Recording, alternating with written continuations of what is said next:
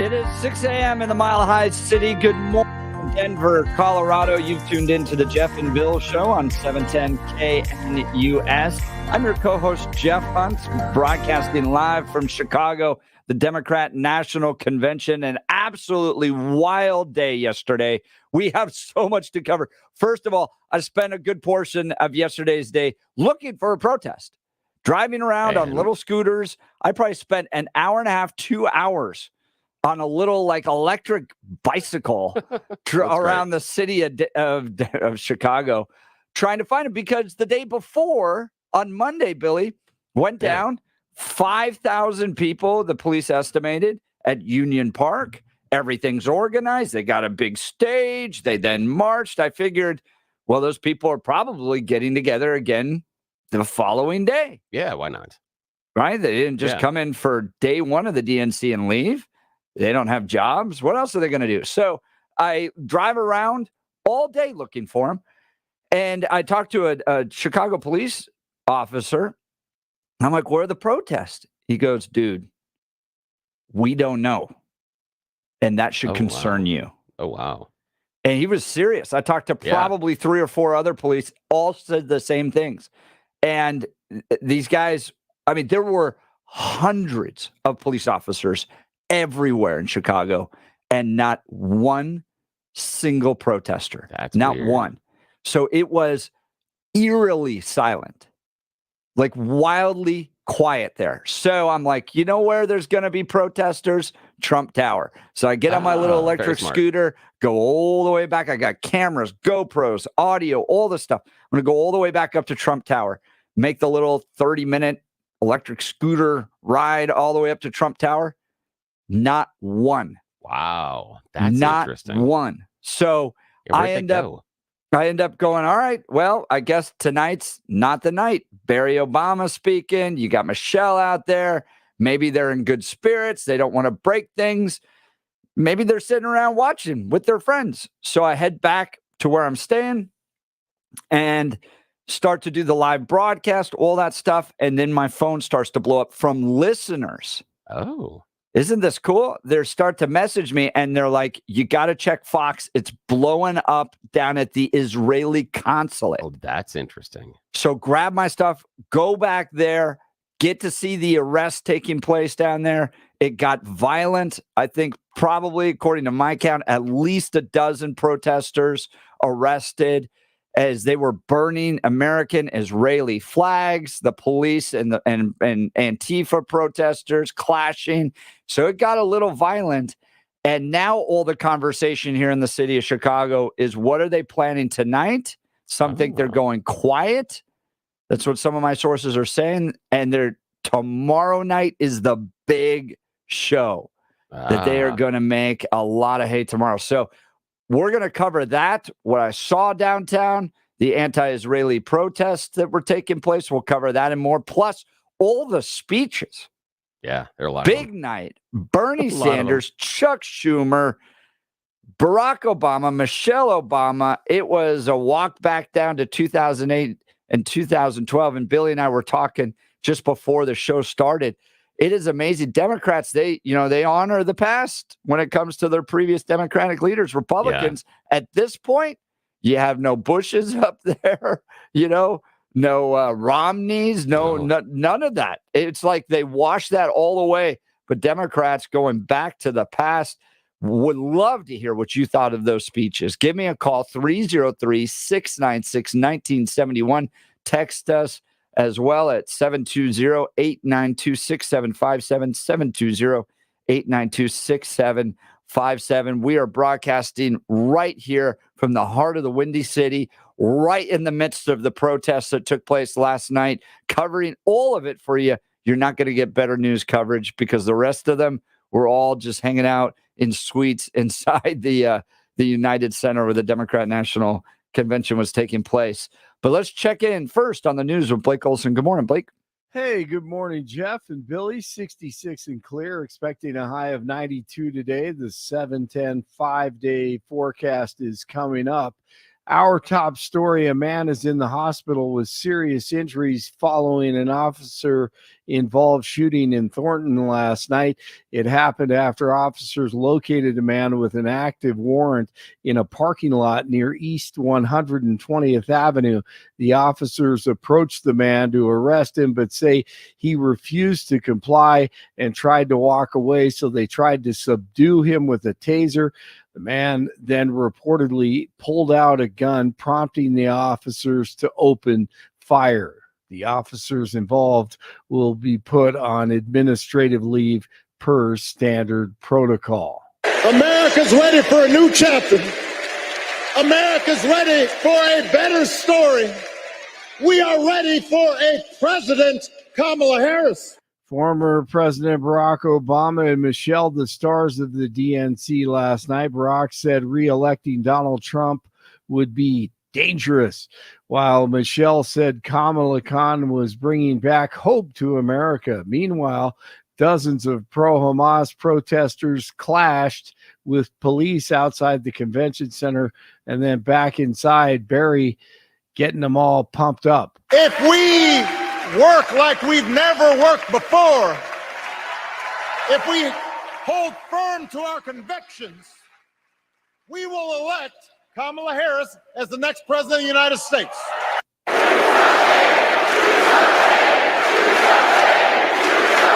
That was the big chant. Do something, like, I don't know, go to bed. That's what I wanted to do. The whole thing was just tired to me. Maybe it's just so predictable, Jeff. I don't know. Well, so the Obamas are effective communicators. This is what is generally kind of frustrating for conservatives, is that while they're wild progressives in their policies that they implement, you're into like the Oprah level stardom that you get with the two of them. Yeah. And you know, the best response I saw to everything last night, this idea of a new chapter, right? That Kamala is going to bring. This was there's a guy on CNN who brought this up. 12 of the last 16 years have been Obama, Biden, and Harris. Right. 12 of the last 16 years have been dominated. Man, that's hard to believe. By the Democrats in the presidency. So if you're tired of the divisiveness, if you're tired of the direction of this country, if you're tired of the rocketing inflation that's taking place, you're going to blame the one guy that was in there for 1/4 of all the time that you all were in there? 4 of 16 years, and somehow it's Trump's fault, and we're going to start a new chapter. Right. So you get frustrated as a conservative because you're like, you guys are driving the country into the ditch, and yet you're going to go pull off this speech that looks like it's right out of, you know, an Oprah Winfrey special. So, and everything feels good and positive, and so it's why it's important for people like us to bring it back down to earth. No question. And remind everyone that they're running against themselves. Yes. Or selves, because everything has been created by them. Hey, the overweight governor was in the house. Overweight lovers in the house. The overweight lovers in the house. Oh, no, wait a minute. I meant that's the overweight lover. I said the overweight governor, J.D. Pritzker of Illinois. Illinois cast 1 vote present and 176 votes for the next president of the United States, future Madam President Kamala Harris. And, you know, he wanted everyone to know that he's not only fatter than Trump, he's much richer than Trump. Trump is rich in only one thing: stupidity. Oh, man, that dude is hilarious. Hopefully that'll be the last time we see him. What do you think, Jeff? Will he be back up there? Oh, heck yeah. This is his state, man. Are you kidding? Welcome to my state and my city. I'm going to get as much limelight as you can. And it was funny. I was doing a live coverage of the show the show, which is, you know, the DNC convention. And they're doing this roll call. And I'm like, it's going to be Gavin Newsom, because they go to each one of these states, and the most prominent political figure has the mic, right? It's just that's what they do. And so they get to California and they go pass, because they're going to put it at the end. They put Minnesota and California. They do all 50 states, and each state we're the home of this guy who did something important at one point, and we're the home of all that, and they do that for 50 states plus all the territories. What a beatdown. And so the whole time I'm sitting there going, when they go back to California, it's going to be Gavin. It's going to be Gavin. And guess who it was? Gavin Newsom. I mean, it's the same way with Illinois. These guys get to where they are because whenever there's a camera, they make sure they're in front of it. It's amazing how they all fall in line. It really is, and they support each other so well. Got to give them credit for that. Because they'll Joe Biden you. That's going to be a new term. You get out of line, we Joe Biden you. That's right. That's right. Hey, meanwhile, Trump in Howell, Michigan, campaigning and at a press conference preaching safety for all. When I'm president of the United States again, we will never even think about or mention the words defund the police. We'll never think about that again. It's got to be put away. It's a bad situation. Hey, Russia is filing a complaint. Yes, Billy or Blake, on that note. So I went down to the Israeli consulate protest that broke out yesterday, and there must have been 500 police officers in a 2-block radius. I mean, there were police officers lining with their bikes. What they do is they create a movable wall with their bikes for 2 blocks. I mean, so this means you have a police officer every 2.5, 3 feet. So they move every 15 seconds or something? They move anytime that the group moves. So if you end up with a group of protesters, they will just adjust their little bike wall to block them. And I talked I was part of an interview with the superintendent of the Chicago Police Department. And Blake, it's so interesting because they're at a point now, like in Chicago, where the police are empowered, they're well funded, they've overwhelmed the city, and they're keeping the city safe. Imagine that. Could you imagine that? How that like works. If you treat them well and empower them and pay them and tell them to go out there and do what they want to do, that they have actually shut down these violent protests. So, and these were the same people. Even the mayor of Chicago, not that long ago, was talking about defunding the police. Right. Now they're relying on them to look good nationally. The hypocrisy is incredible. What a turnaround. No, I wanted to ask you something. So the protesters are in their face, right? Right. I've seen the video where they're just insulting them and doing everything but spitting on them. Actually, they probably have done that. But so they've got hundreds of people every time they move, and they've got this wall, though they're hearing it from the protesters. So, but I got a little audio. I got a little audio for you. Do we have the audio of the guy? He had a little rough time with the police.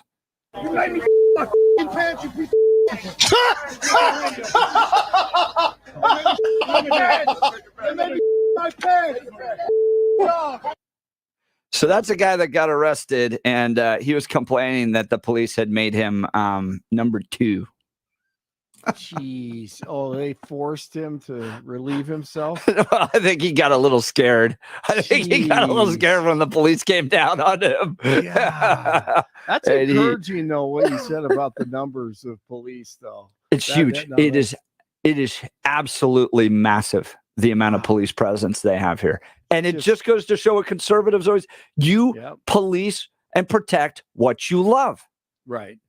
Absolutely. The DNC is doing it. They built a big wall. They have tons of police around. But if it comes to, our country, our neighborhoods, when they're not trying to be on national television, they don't care.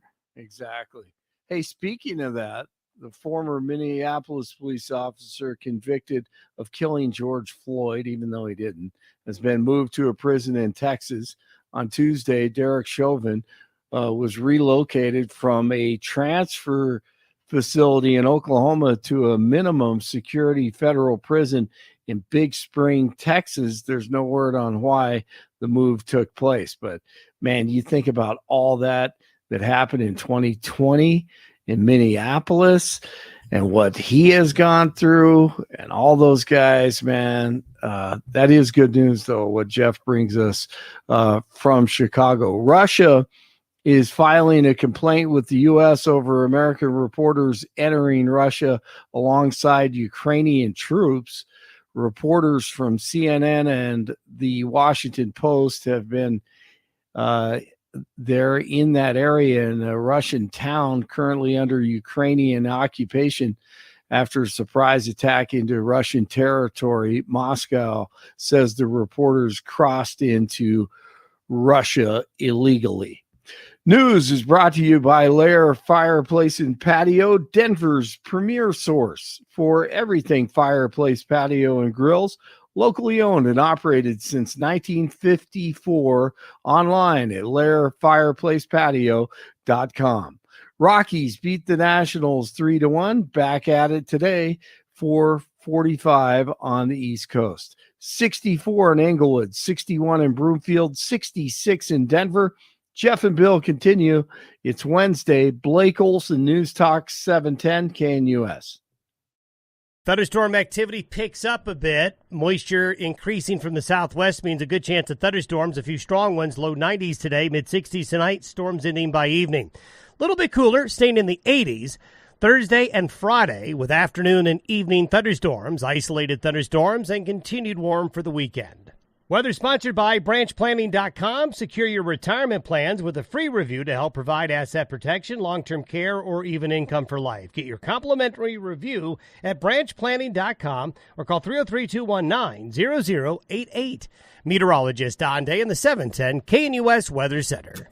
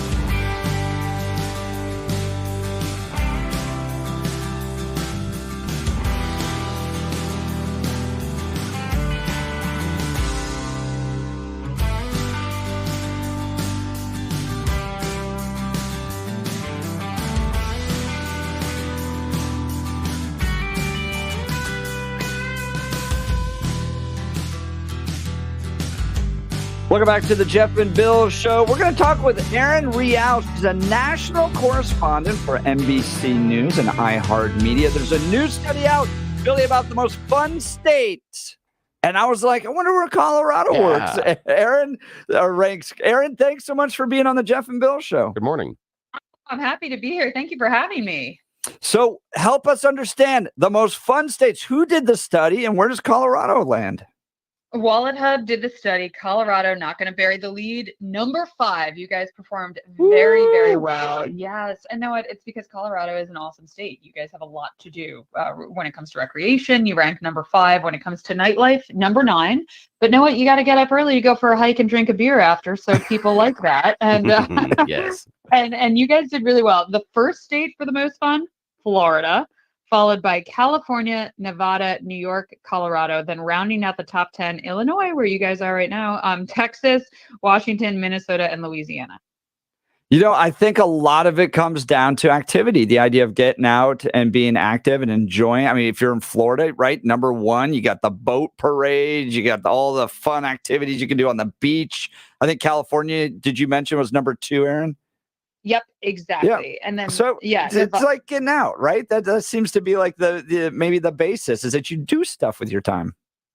Precisely. This is your leisure time. It's valuable. And no, it makes life worth living. But they did look at a range of metrics. They did everything from like the cost of a movie to national parks to marinas, like you said. So there you go for Florida and California, restaurants per capita, all of this stuff that makes, life pretty joyous. And obviously Nevada did very well for bars and nightlife and casinos and all of that. But they also looked at like art yes, nightlife is beautiful. Art is beautiful. Hikes are beautiful. This is all the stuff that like, I always wonder when they get rid of recess or things like that at school. And I'm like, you guys, no, that's not a good idea. Like it is about a balance. Like you need to do all the stuff. And this study is kind of indicative of that. Now, can you tell us who's at the bottom of the list? Yeah, I know. I feel bad. Not that surprising though. West Virginia, dead last. Followed by Mississippi, Delaware, Rhode Island. I was surprised by the Rhode Island because being here in the Northeast, Rhode Island is actually beautiful. And maybe because it's small, so they did like restaurants per capita. I don't know. Then Arkansas, Vermont, Connecticut. Those are the worst ones, the worst performers. My mind's going back, I think, to a Wayne's World skit where they're like, Delaware. And they don't have anything to say about Delaware. That was very good. That was an awesome skit. Yeah. So, we're in Delaware. Well, Erin Real, national correspondent with NBC News and iHeart Media. Thank you so much for joining the Jeff and Bill Show. Give us a little insight on this new study. Colorado number 5. That's good news. That's wonderful. So go out there and enjoy a hike, enjoy a cold beer, and have some fun in the Mile High State. Thanks so much, Erin. Thanks, Erin. Appreciate you. Thanks, have a good guys. day. Have a good day. All right. Wow. Self high five. That's awesome. That's great. Colorado is a fun state. Yes, DC's fun when you're 25. It's not so much fun when you're 35, but that's true. 25, really fun state. But yeah, there's other states. What do you do for fun in Delaware? And anyone that has done that road trip across the country knows that, you had some more fun in certain states than others.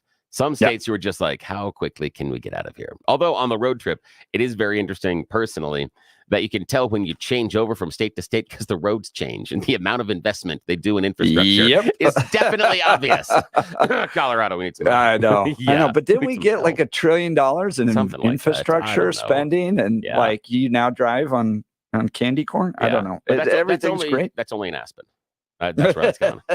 Aspen and Vail get that. The rest of us, it doesn't matter. As big as potholes as they want us to. That's all it is. What I appreciate about Colorado is there's this general culture that you just go do stuff. Yeah. And there's so much to enjoy out there: rafting, golf, hiking, climbing 14ers, rock climbing. It's just a state that's just full of adventurous opportunities, and people are very adventurous things.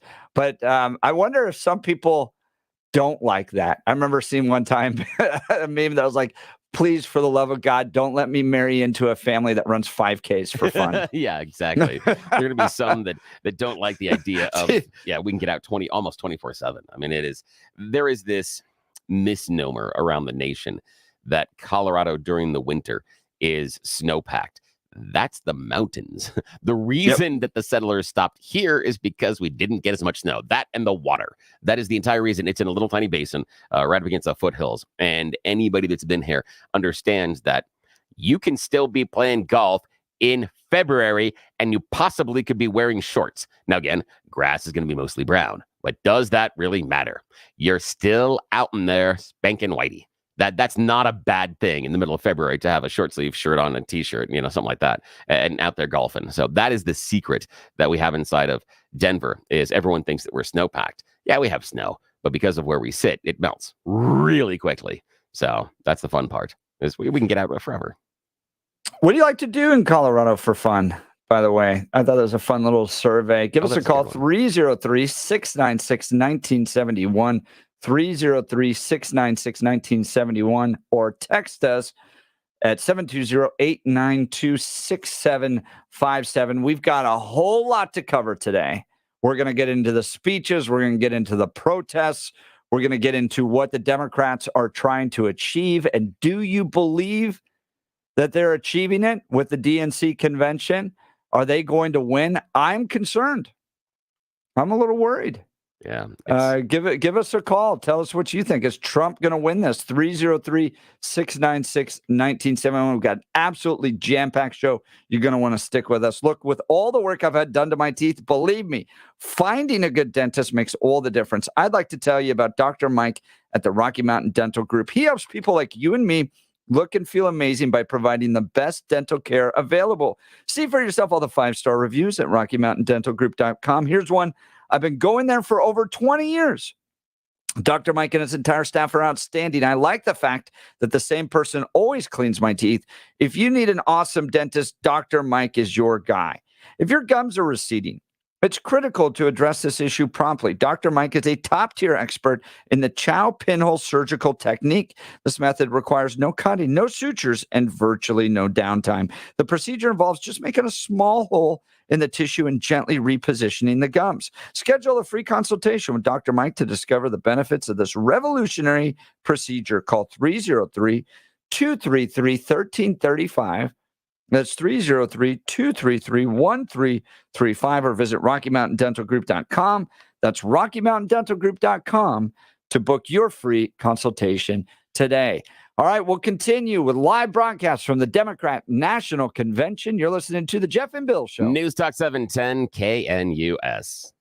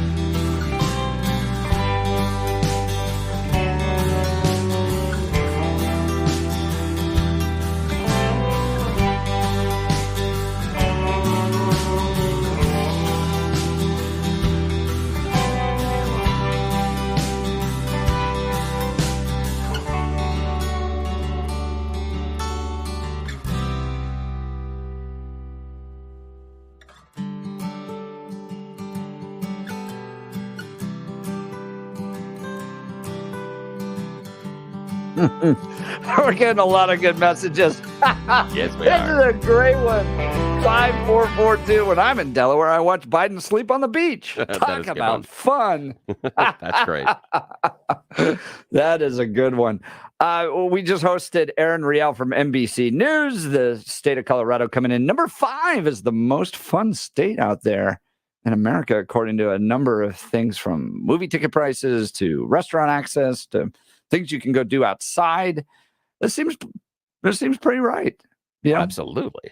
Absolutely. We are it's a great definitely in the secret here. top percent. Oh, yeah. I do think that California and Florida with their beaches probably add a little bit more than we do. The beaches and all of the the sites, things like you get to go see Hollywood, you've got Disneyland, Disney World, Yes, Universal that's Studios. right. So you've got those attractions. We have Elitch. Yeah. Which again, you remember when they were under the banner of Six Flags?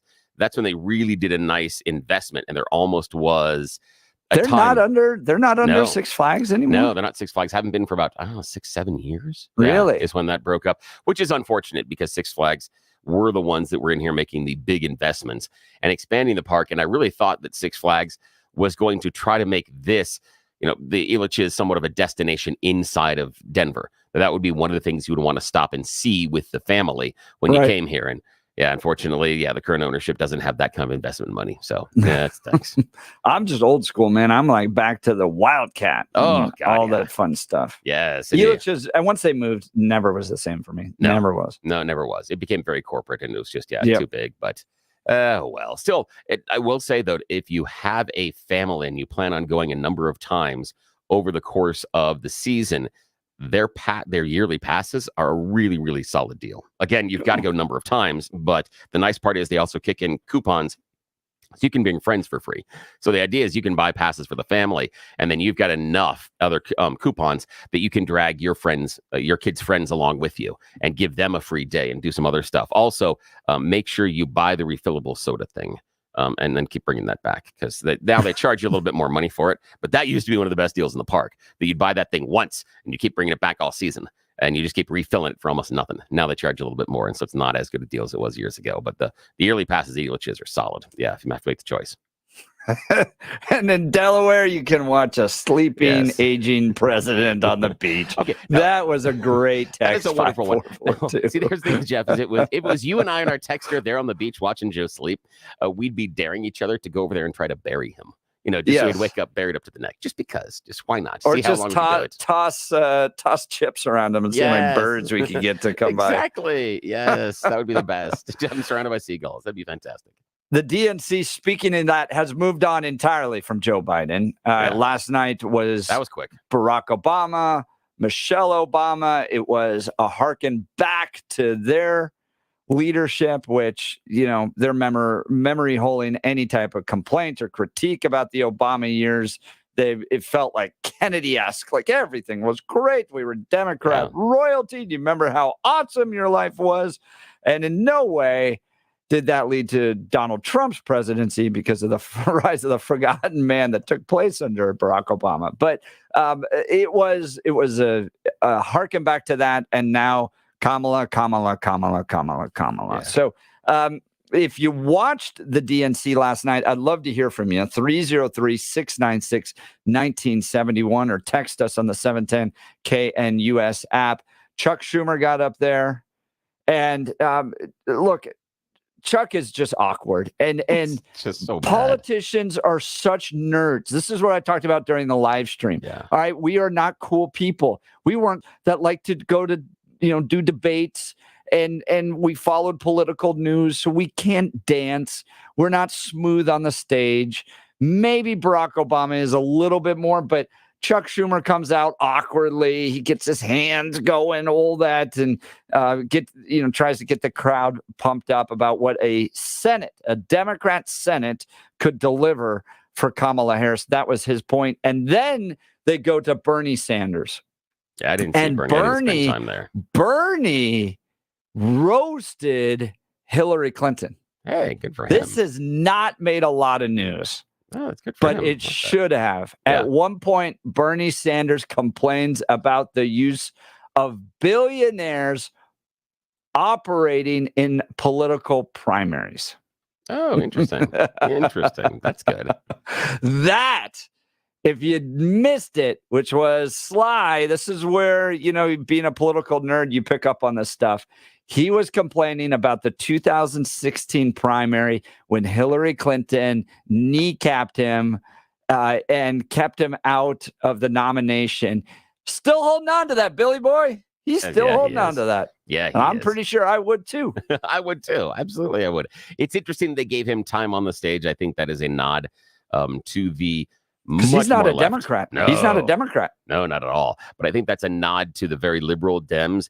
And in all honesty, I think it's also kind of a wink and a nod to the people that are out there doing the protest and stuff, saying, see, we like the really liberal people too. See, we can listen to them. We can be friends with them. So I think that was a kind of an olive branch of sorts. But I skipped his speech. Yeah, Bernie gave you every progressive dream that you could imagine. Everything from, healthcare is a universal human right, that it is our schools that will save this country. By the way, there is something that has absolutely shifted in the Democrat Party as it relates to the trades. And it's because the Republicans led on this, okay? Barack Obama talked about it last night, that the idea that you don't have to go to college to be successful. And in fact, the trades will deliver for you. Okay, this is a total pivot. For the last 20 years, it was about making college affordable. We're going to send everybody to college. College is the way up. All that stuff. That's changed. And it was Mike Rowe. I don't even say the Republicans led on this. The Republicans were the first one to embrace it in this, but it was Mike Rowe that was going, we have stopped teaching the trades in schools. We haven't provided a pathway for kids that shouldn't be going to college. And now I've heard that multiple times in a row at the DNC that not every kid needs to go to college. We need to support the trades. That's a total pivot that they're trying to embrace. That has been nowhere in the Democrat platform for the last 20 years. No, it hasn't. We got a caller there, Bill. Yeah, we've got Bill and Parker joining us. Good morning, Bill. Oh, you said morning, guys. Yeah, morning. You said you listened to some of the speeches last night, and then also saw the Trump event. What's on your mind? Yeah, well, I did see them, and I was. It was amazing that the people on Fox were very praiseworthy of the speeches at the end. Brett Baer and what's his name, McCallum. Yeah. Very complimentary. I thought Michelle Obama, hit it out of the park. I mean, she really did a good job. And aside from that, those people, man, they like to party. That's all I can say. That when they were doing that roll call, man, they were having too much fun. But what I wanted to say was, I did see this Trump event, and I don't know if you saw it, but it looked like it took place in some type of a maintenance hangar. It looked like it wasn't meant to be a big capacity thing. They didn't show the crowd, but based on the applause level, I would say there weren't more than a few dozen people there, probably mostly the people that worked there or something. But here was the thing. When Trump was talking, I've never seen lower energy in my life. I mean, I don't know Bill, what's going on. It's interesting you said that, Bill, because I didn't see the event or the clips of Trump at first. I heard the audio. And again, people knock me about this, but being a bit of an audiophile, the first thing I'm like, that's echoey. He's in somewhere there's a lot of concrete around him. That's the first thing I heard was. Yeah, he was in like an airplane hangar. Exactly. Hangar the first thing I heard is the audio. I'm like, that's bad audio. Why would you put him there? And he's not close enough to get close enough to the mic to balance out the echo he's going to create based on the other sound waves. So I'm like, and there weren't thousands or even hundreds of people there. They were based on the applause that I could hear. There were a few dozen people there. But again, when you listen to it or if you saw it, I mean, he looked like he was coming out of anesthesia or something. Like, I thought that too. I thought the first time I heard the audio clip, I thought they were running at the wrong speed. I thought they had slowed it down by like a third or something because there just was no energy and there was no fire in what he was saying. Yeah. And what I'm wondering is if this whole thing with Kamala isn't getting into his head and he's just losing it, like he's seeing some kind of writing on the wall and he's going to make it a self-fulfilling prophecy or she's going to run all over him because he's just like, I don't know. If you're a big, and I'm not a big Trump guy, but if you are, I would have been very discouraged by what I saw yesterday. I'll tell you what. And, it is common that the other party lays low when the other party's having their convention. So that's kind of, there's a little bit of that. But I mean, his energy level was really unbelievably low. Yeah, So, I want to we'll see what happens next week. Yeah, if I'm a scheduler, I want to get him in front of a larger, adoring crowd to pump up his energy because he feeds off the energy of the crowd. I want to show everybody that he is just as exciting as the Dems are. And I thought you were talking about the roll call. That was incredibly smart how the Democrats pulled it off because of the word you said, party. Jeff and I were talking about that yesterday with our listeners, that if the Democrats can continue this feeling of this is the cool party, not like Democrat Republican Party, but the party on campus, you see, that's what they're looking for. And if they like can continue that, party, exactly, man, exactly. And when you look at Kamala dancing and smiling, and then you look at Trump, I mean, the guy just projects anger, and you've heard of sore losers. He was a sore winner. I mean, he's like the anti-Reagan. I don't know how he's gotten as far as he's gotten, but I don't know. I'll tell you this, Bill, what he has embraced and why it worked for him, at least in 2016, is things aren't great for a lot of people. You sit there and you watch Kamala Harris dancing around. A lot of people in my life are working 2 jobs. Oh, yeah. Well, that's always been the case. But, yeah, I mean. So it doesn't make me feel good to see them dancing. I'm glad. I'm glad Barack and Michelle Obama own 4 houses, one in Hawaii, one in DC, one in Chicago, one in Martha's Vineyard. Well, I get to work 2 jobs just to try to get by so I can pay for somebody else's health care. Yeah, well, it helps to write a best-selling book or something. I don't know. But I agree. But the dancing doesn't always translate. No, I'm just saying the vibe that it sends out. That's all. I'm not saying. I don't think happy days are here again. But actually, it's not that. If you look at the economic statistics, it's pretty good. The stock market. The other day he's going to Kamala crash. Well, guess what? That's gone. And it's completely 100% recovered from the little losses that suffered over those 3 or 4 days. Completely back, and that was only 2 weeks ago. Yeah, it broke 40,000 the other day. Yeah. Yeah. Inflation's below 3%. There was a spike last year, obviously. But something people don't talk about? Why was there inflation? Because there had to be so much liquidity injected because of all the people out of work, the airlines, the restaurants, the service industry. That started under Trump. It continued under Biden. And there's a lag on that. You're getting all this money put in with no corresponding productivity because people are home. And that has to be inflation, and it lags. So that was inevitable, and it's going to land in the lap of the guy who comes along a year or 2 later, which was Joe Biden, unfortunately for him. But it's inevitable that if there hadn't been that injection of liquidity to cause that inflation, there would have been a 2008 level real estate and banking crash. And you don't see that because it didn't happen. So nobody gets credit for something that didn't happen, but that's a fact. Well, Bill, I appreciate the call. Bill. We're just running out of time here. Bill from Parker, his line will be open 303-696-1971. To Bill's point, does the dancing and celebration make you feel more encouraged about the Democrat Party, or does it make you feel like they're more out of touch? I got an idea. Let them eat cake. Are both the candidates becoming the avatar of their party's feelings? Is Kamala becoming the avatar of joy and optimism that the Democrats are feeling right now? They're trying to capture that party atmosphere because they have jettisoned their septuagenarian or octogenarian. And is Trump the avatar of the anger and the frustration that Americans are feeling that are voting for him? Have the 2 people, based on what Bill was saying on their delivery, have they just become avatars for either side of their party? And anybody in the middle has to decide which character they want to play. Give us a call, 303-696-1971. We'll be back with You Choose the News. You're listening to The Jeff and Bill Show. News Talk 710 KNUS.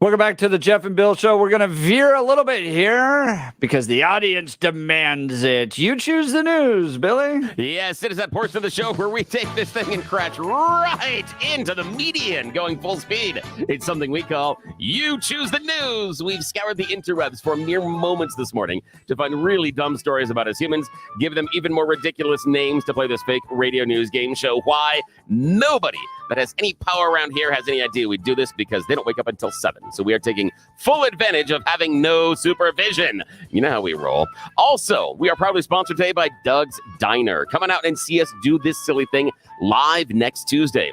We're going to be at the Doug's Diner in Parker. That's 18595 East Main Street. You can't write down the address. It's basically between Parker Road and 20 Mile, north side of the road.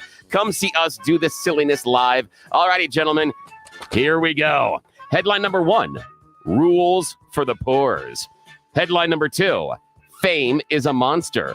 Headline number 3, Disney World finally getting good financing. And actually, the noodles won't kill you. That's headline number 4. Your choice, sir. Let's start with the noodles. Yes, actually, the noodles won't kill you. That's what Danes are now being told in the capital of Copenhagen.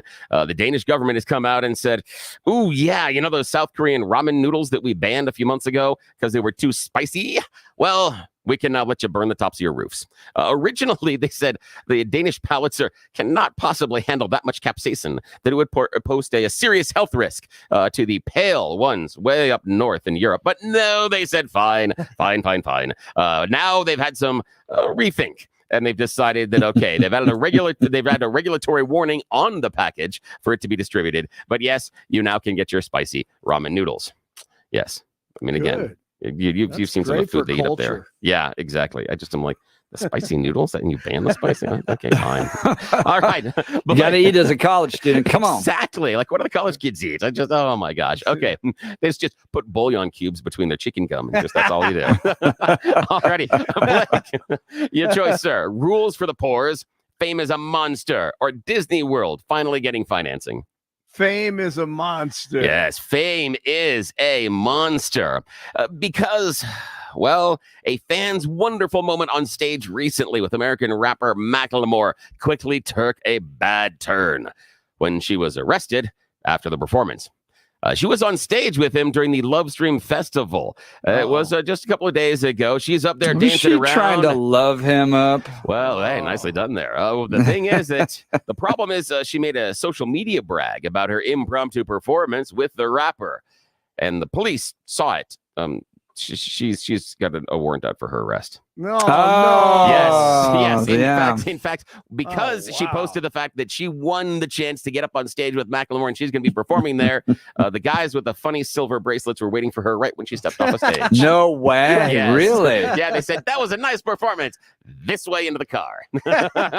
Do you think she knew she had a warrant out? I wonder how many people don't even know they have warrants out for them. My guess would be yes, absolutely. But again, have you noticed on social media, we're phenomenally stupid. How many times do we take video and pictures of our legal activities and then share them?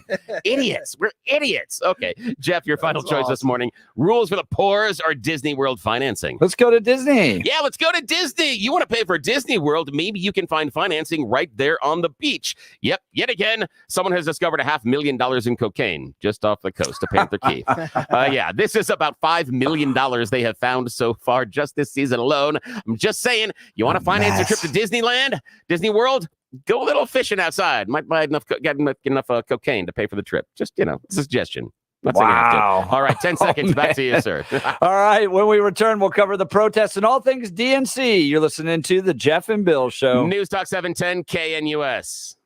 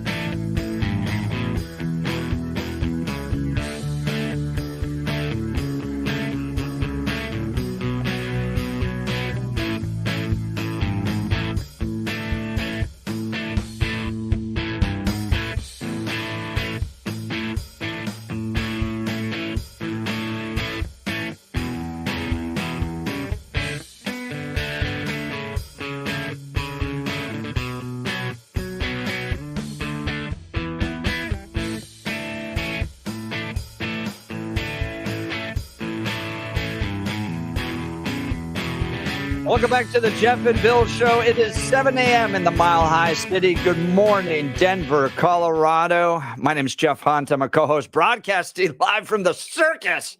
That is the Democrat National Convention. It's hard to describe, Billy, what I've experienced over the last 2 days, knowing we've got 2 more days of it. Potentially growing protests. Yeah. And activities. And I'll talk a little bit about what happened last night because I was down there while the dudes were getting put in the paddy wagon. Nice. It's good that you had all your shots before you left. That's good. It is. It is. Yes. And then going around the city of Chicago, enjoying some of the finer aspects of Chicago, some great recommendations from our listeners here.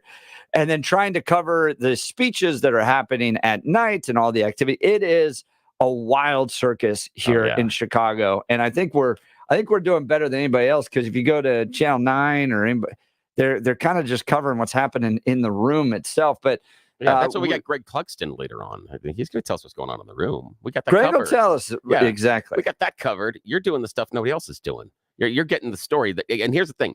If you go back and you watch the news coverage of the event, you do see the big moments of the speeches that are online and played. And that's what Greg's given us. But the sizzle, the thing that's really interesting is the weirdness that is happening outside the DNC. And and we're the local people that are giving you that one. We're the ones that are out there. You're doing the hard work and putting your body on the line. And I'm sure happy it's you, not me. Thank you, my friend. I haven't felt unsafe at any moment. Excellent. That's good. Well, there was a few parts of Chicago I got into. I was like, this is not good. My spidey sense went up when you're coming up on just young groups of men hanging out. You're like, there's nobody else around but me and a bunch of teenage dudes. Yeah, you're like, could go south. Yeah, it's like in this dynamic, I'm viewed as the target. This is not a good thing. I know exactly what's happening here. I had this in high school. This is not good. Yeah, scrawny boy walks by, a bunch of strong dudes. Exactly. Yeah, it's all those years of those things that happen in the school school hallways. You're like, oh yeah, I can feel this coming. I know this is happening. Yes, exactly. So that only happened once or twice, but for the most part, I felt pretty safe here. One of the more fascinating conversations I had for 10 minutes last night was with these Jews that are anti-Zionists, Orthodox Jews. And I had always heard of these groups. It's a group of Jews that they live in Israel and they refuse to join the army. Wow. And I finally sat down and got a debrief as to why they believe what they believe. We'll cover that. We'll cover the protests that took place. I was right there as these guys got arrested yesterday. And then the speeches last night, Michelle Obama, Barack Obama, Bernie Sanders, and then the whole roll call, Little John, not Little Wayne. Sorry, I get those guys mixed up. Little John was there. Little John I was like, dude, that was something. That was something else when they brought him out. That I was like, oh, because that's meant to go viral. That is talking to voters that are 35 and under. That was clever. Their whole presentation of the roll call was now to Georgia, clever. and then welcome to Atlanta and Little John and all that stuff. So they did have a party. Yeah, so we'll cover all of this in the next few hours. You're going to want to stick with us as we provide the best up-to-date live coverage right from Chicago for the Democrat National Convention. Let's check in on the news with Blake Olson. Good morning, Blake. Hey, good morning, Jeff and Billy. 66 and partly cloudy outside, expecting a high of 92 today. The 7-10 5-day forecast coming up. Our top story. She's a Marxist because if you go back and look at her, that probably what sounds she's done horrible. over the years. All right, give me 2 seconds here, and I will clean it up. But that was former President Donald Trump, who was actually on Salem Media this morning, and I think it's newsworthy because he. Wait, hold on, Blake. Hold on. I got to stop this for a second here. You're saying that former President Donald Trump was not on the Jeff and Bill show. Did he talk to somebody else? I mean. He's on the Jeff and Bill show now. Somehow that doesn't make me feel better. If any of the schedulers knew I was on the show, I understand the choice. I get the choice, my friend. But in a way, he was on. Okay, so good. Here he is. We'll just say here he is on our show. Thank you. Go ahead. You're the man. In my opinion, she's a Marxist because if you go back and look at her, what she's done over the years. She's a Marxist. Now, she's changed and flip-flopped on just about everything she believed in life, but she's a Marxist. Yep. Former President Trump up early this morning, continues to work hard. On with you. You know, I was mentioned at the Democrats' little party that they have going on in Chicago, and it's pretty sad. I just heard that many people were shot during that, and 5 people were killed already in Chicago during this convention. That just came out, that number, which is shocking. But they don't talk about that. But I was mentioned, I think, almost 200 times, and they mentioned the economy about 5 times. They mentioned the border, maybe none. Mentioned crime, almost none. So, I mean, they're out of control. These people are out of control. They're ruining our nation. Our nation is going to hell. And we have millions of people coming in haplessly, coming in from all over the world, from parts unknown, from countries people never even heard of. And they're just pouring into our country. And they come in from prisons. They come in from mental institutions, insane asylums. America, hope is making a comeback. Former First Lady Michelle Obama and her husband, former President Obama, the stars of the DNC last night. Barack said re-electing Trump would be dangerous, while Michelle said Kamala was bringing back hope to America. Meanwhile, dozens of pro-Hamas protesters clashed with police, and Jeff was there. We'll hear some of that sound. And Jeff also told us the night of chaos is actually tomorrow. So that's the big night of craziness, evidently. Hey, Barry got them all wee-weed up. If we work like we've never worked before, if we hold firm to our convictions, we will elect Kamala Harris as the next president of the United States.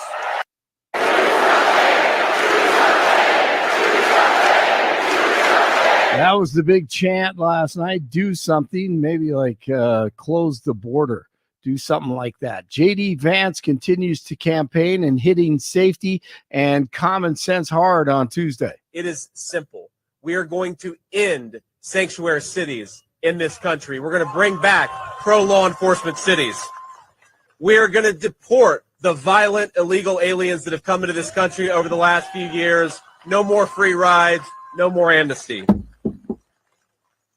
We're going to support the death penalty for drug dealers because they kill far more people than some of the most violent and vicious criminals. We have got to have real penalties for people who are killing our kids and poisoning our communities. Back at home, a man is in the hospital with serious injuries following an officer-involved shooting in Thornton last night. It happened after officers located a man with an active warrant in a parking lot near East 120th Avenue. The officers approached the man to arrest him, but say he refused to comply and tried to walk away, so they tried to subdue him with a taser. The man reportedly pulled out a gun, prompting the officers to open fire, and the officers involved in the shooting will be put on administrative leave per standard protocol.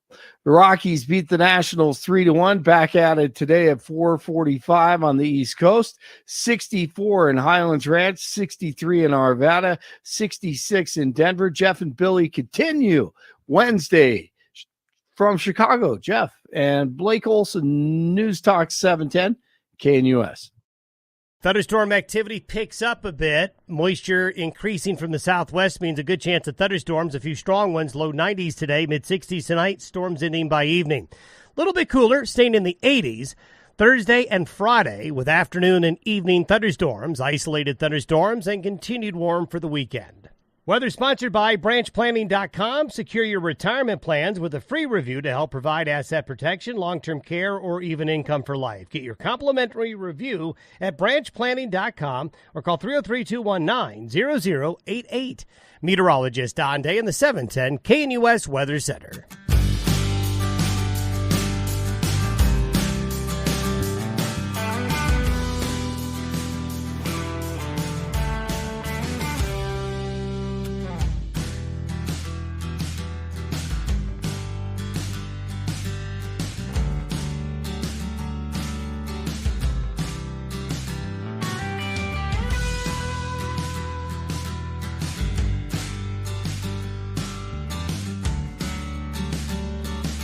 Welcome back to the Jeff and Bill Show as we cover all things Democrat National Convention here in Chicago. Last night, Barack Obama, the big headliner.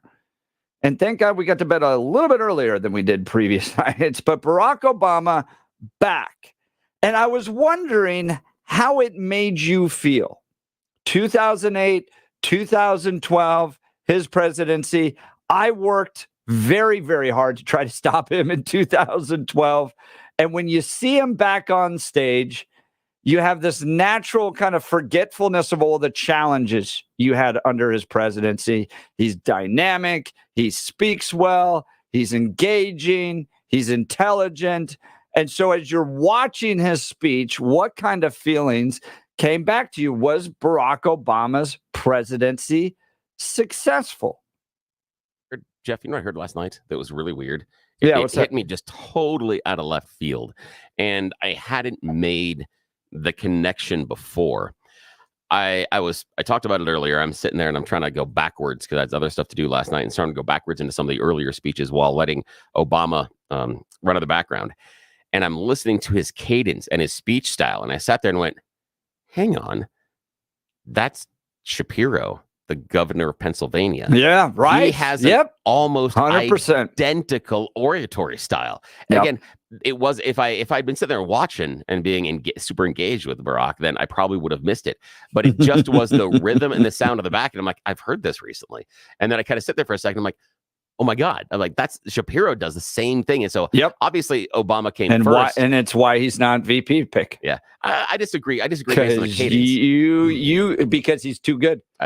I think that was part of the calculations that he is a better communicator than Kamala. By the way, Billy, could be. By the way, this is just a little side thing. Yeah. She has totally learned. I called it yesterday watching her. Yeah. She pulls the mic away when she laughs. Yep, she does. You're right. You were absolutely right. You're the first person that said it. You're absolutely 110% She has learned, right. Somebody trained her, and that is what she's going to do from now on. Yeah. But Someone said, get away from the microphone when you're doing that. That the visual's okay, but the sound is not. And so she took away that point of mockery. Yeah. And I think you've got something there with Shapiro being a better communicator and overshadowing her. You know, here's the thing is, I think you're closer to the truth than the people that are running around and saying that Shapiro wasn't put on the ticket because he's Jewish.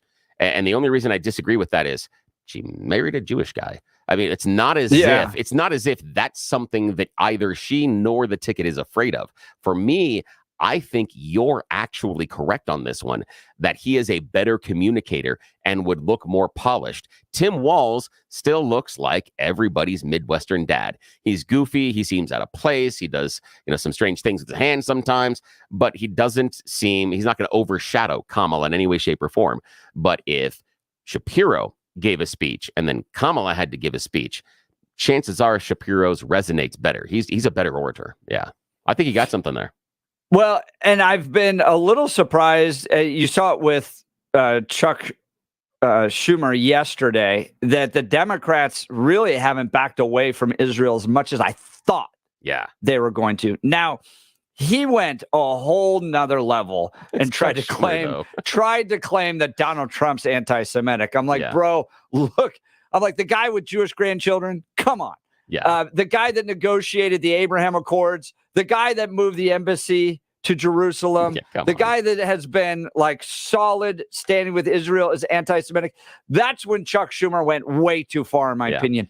But he stood there with he had the little blue square lapel pin on and said, "We are standing with Israel." I've been a little surprised to see that they have been that open, considering you have all the protesters outside at the Israeli consulate lighting Israeli flags on fire. Oh, yeah. And I think it is a very smart move strategically for the Democrats, because if they back away from it, that's what's going to be the news. And when Schumer goes out there and starts calling Trump anti-Semitic, you sit there and go, yeah, Chuck, that's why nobody really takes you seriously. I mean, just honestly, other than the fact, I mean, he's in his position because of the state he represents and because he's been there that long. That's basically it. He's not there because he is a great mover of people. He doesn't have that killer instinct that Nancy Pelosi does. And he's nowhere close to a Mitch McConnell based on a statesman. So, yeah, it's just one of those things that Chuck comes out there and goes, this is why they only let me outside sometimes. That's all he's doing. And it's silly. But I'm surprised, though, that they have leaned into Israel. And I think it's very, very, very smart, incredibly smart. Because, yes, there are a lot of protesters out there. And as you talked to him yesterday, I still say the play, if I was in the strategy meeting with the Democrats, is tell the protesters, we are listening to you. We are going to try to impact the policies inside of Israel. But there's no way we're backing away from them because of what happens. And we are not going to be responsible for that type of genocide on Jewish people a second time. You need to wake up and smell yourselves. If you want to go ahead and vote for someone that is going to lean into this harder, go right ahead, but don't then complain about the war. You've lost your ability to complain about it if you don't vote for the party that is going to get you closer to what you want. If you're going to have that protest vote, then don't complain when stuff you don't like happens, because you tried to make that outcome happen. So stop complaining. It's the same argument I have sometimes with Rocky Mountain gun owners here. It's like, if you're going to be such purists, then don't complain when the Democrats win more and they come after gun rights. Don't complain, because you facilitated that. If you're worried about it, protect it. Stop being a purist. Yeah, a purist. And we ran into them. Absolutely. And we have some audio here. Why don't we start with marchers repeat phrases, Billy? Let's listen to that one.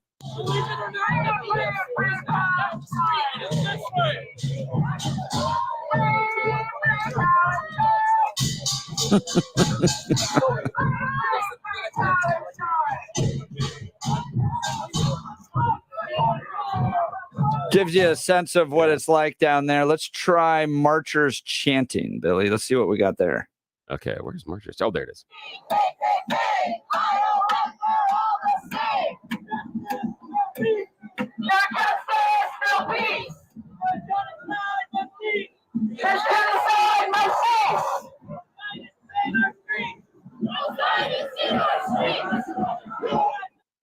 And then let's go crazy free Palestine lady marcher. Ooh, I can't wait for this one. I saw this one earlier on the cut sheet, and I'm like, ooh, you have my attention. Let's see what the crazy lady has to say.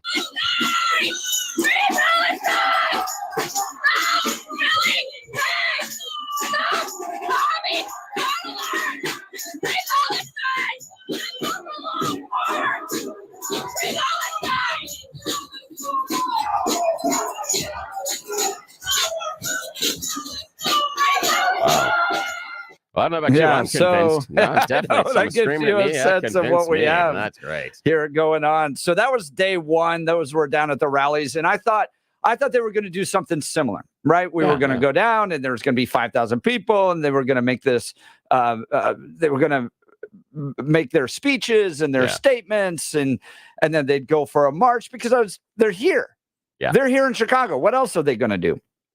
They don't have jobs, clearly. So I'm not sure who hires these people to begin with, but what were they doing yesterday? So I go down yesterday, I ride this little electric scooter and I go to where the protests were the day before and nothing.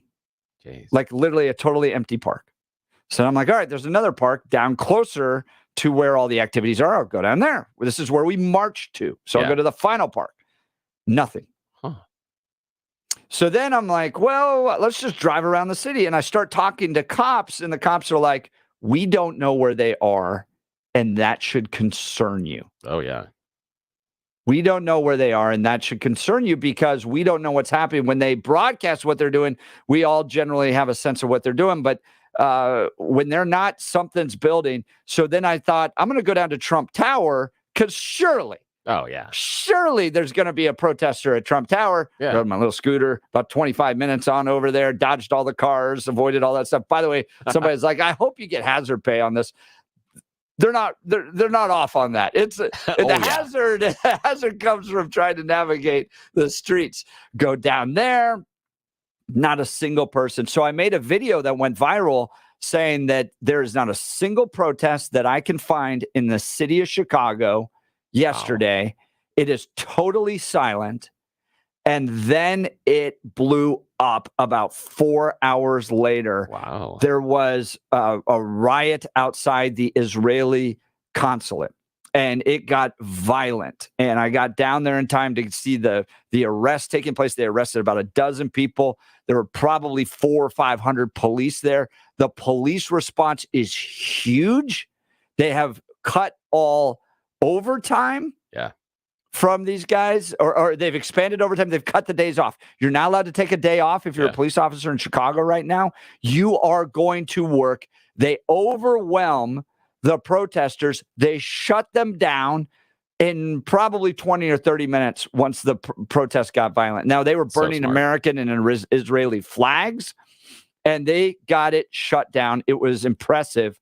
And it goes to show, that if you are serious about protecting something, you engage the police, you empower them, you don't mess around, you can keep the peace in these communities. And right now, Chicago's generally a pretty peaceful place. And that's amazing, Billy, if you think about the articles that we were reading.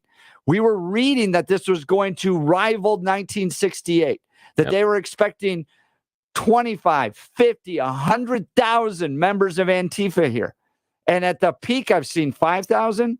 They were generally pretty peaceful, but the police presence is huge in Chicago, and you haven't seen the big riots yet. Now, what I am hearing is that they may lay low tonight. I'm going to go back downtown right after the show. We're staying there. I probably will not do commentary live broadcast on tonight's DNC because I want to be where the action is. And I want to see that things see what's happening there. Yeah. And tonight we've got Bill Clinton, Tim Walz. Yay. Dude, Tim Walz is kind of weird. I don't know. The thing for me is it's just dad energy. It's just all the dad stuff. Oh, that's man. It's like liberal dad energy, which is just a little beta for me. That's interesting that you said that because it's I've seen a couple of those critiques so far, but the critiques have been the idea that that the idea of this super alpha male, is like why the Andrew Tate type issue. Then no, Tim Walz isn't supposed to be that. And if you had to talk to your sons and daughters, and this was the commentator I was talking about, is that they saw it, would you rather your son behave like Andrew Tate or Tim Walz? And they said, if that's the energy that we're talking alpha male versus, this liberal dad, the commentator was like, that's an easy choice. It's an easy choice as far as what path you would want your son to follow. And it's a decent point. That's a weird either or. Oh yeah, I'm kind of sitting there and I'm like, okay, is C an option? Oh yeah, it is. It is and the person writing the article set that up specifically because it's an awful choice. Absolutely, it is. But that was the effort they were saying, is that if you're looking at where this type of energy goes, is this something you celebrate, or is it something here that you're more comfortable with? Oh, it was interesting. It was an interesting take on it. That is there a masculinity that doesn't have to be alpha, was kind of the writing. And I'm like, that's interesting. That's why they grabbed me. That's why I'm like, okay, that's an interesting thought. Hadn't thought about that before. So let's read that one. It was interesting. Billy, play speaker claims Americans want gender care and Palestine support. Let me see here. Where'd that go? Speaker claims. Oh, there it is. Okay. We want what the majority of Americans want: standard access to reproductive and gender-affirming health care, and support for families, and an end to U.S. arms exports to Israel. That gives you a little bit of flavor, and I'm going through these as they've been edited, but I'm not sure Hamas is pro in the whole gender thing. That gives you a sense of the protesters are kind of this hodgepodge of all things Marxist. We talked about this yesterday, that so because they live in a world where you're either oppressor or oppressed, like that's their entire matrix. Yep. And so you can put any issue, any person into that matrix, and if you're an oppressor, bad. Oppressed, good. It doesn't matter if you're actually good or bad. No. So, Billy, you and I would believe in your like worldview. It's great for your worldview because it makes everything easy. It's so easy if you just can decide that you're in one of two organizations. Either you're the oppressor or the oppressed, then I know how to treat you. That is so easy as far as dissecting the world. I understand why people gravitate towards that. It's juvenile and stupid, but well. And it greens lights the oppressed to do whatever they want. Yeah. And we maybe don't have the audio here. We'll get to it at some. We have so much content that we've got to produce and we'll put together for y'all. But in my interviews with these folks, the biggest challenge they had answering, because Billy, you and I believe in a universal right or wrong. Yeah. Right. Yes. So if you rape somebody, there's no justification for it. No. I'm sorry. There's just no justification Never. for raping somebody ever.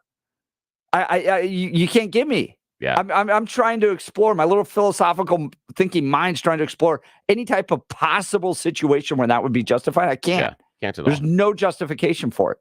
But if you're an oppressor, or if you're the oppressed, you can justify it against the oppressor because you're fighting back against the power structures. Yeah. Right. So when I asked these people, was Hamas justified on October 7th, what they did, they struggled because they know there's a universal right or wrong. Yeah.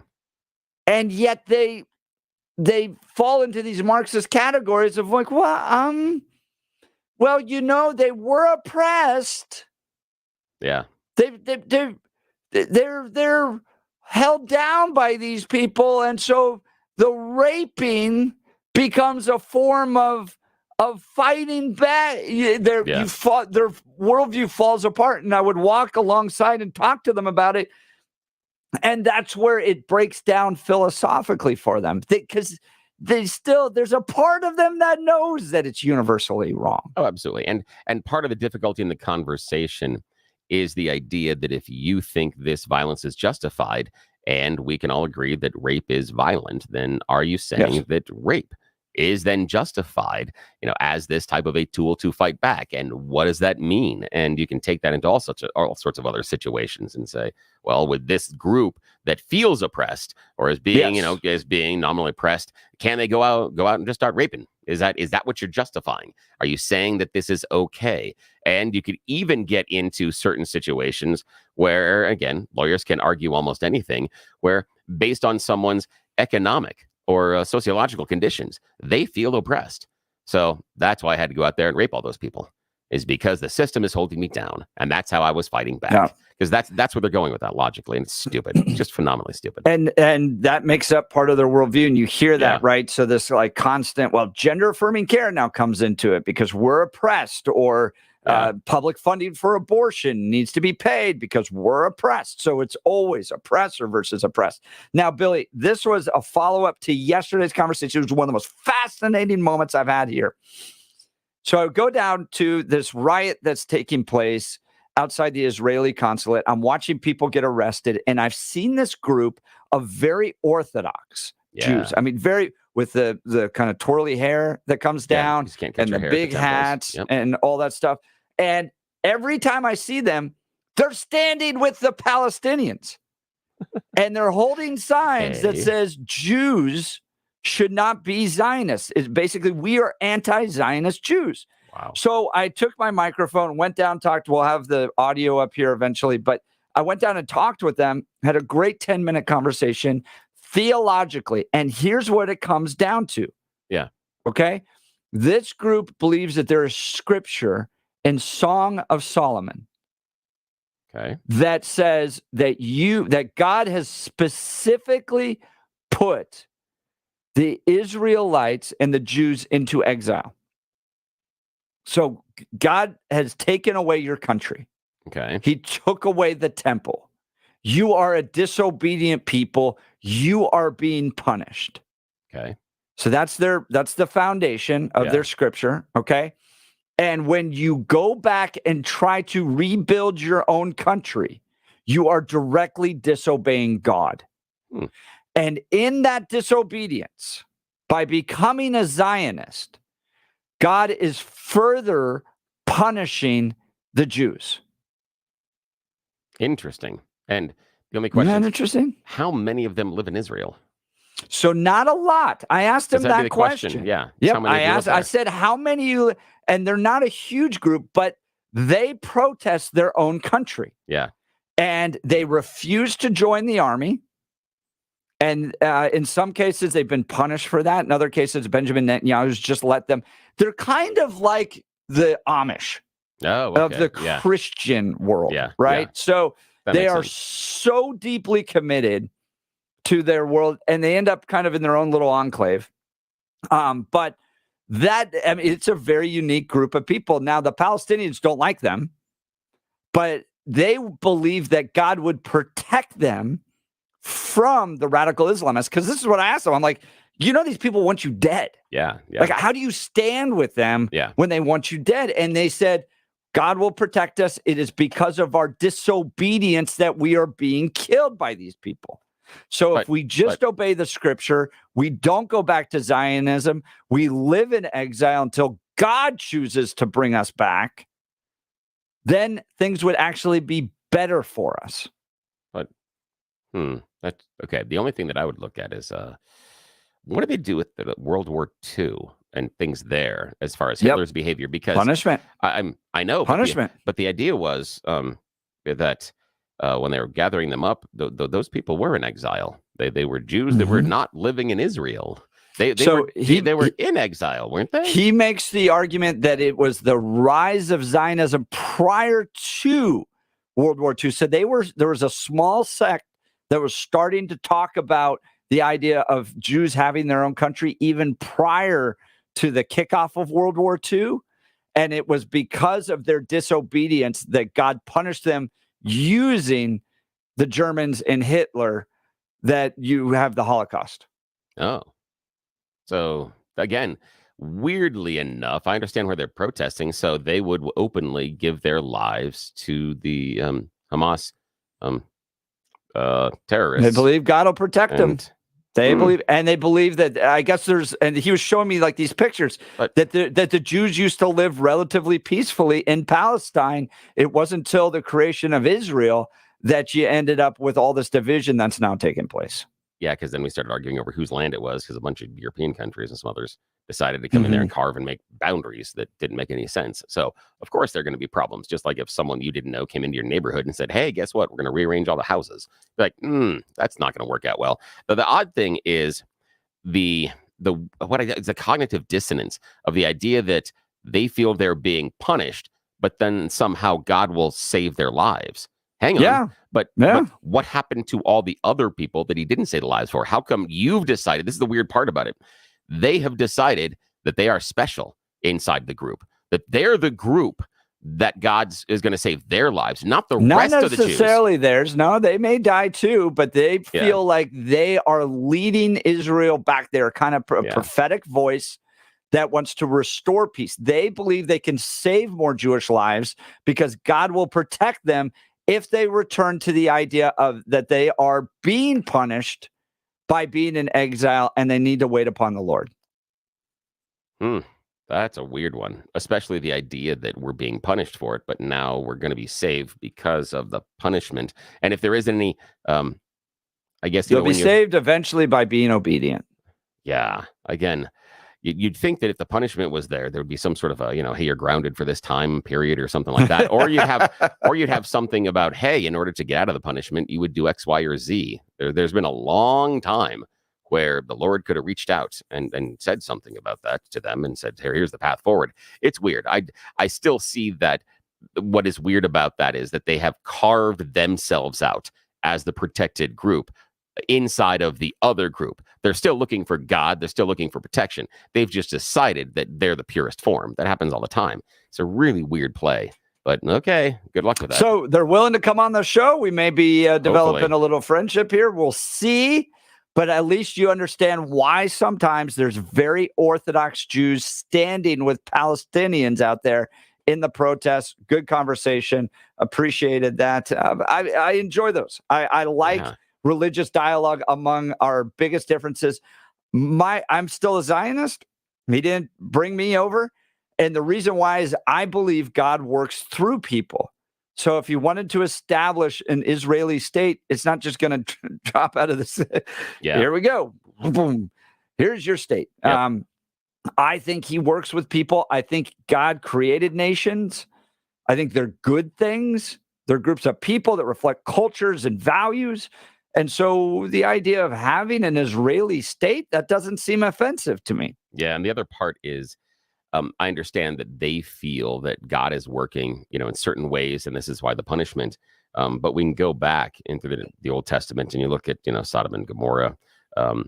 You look at the flood and Noah.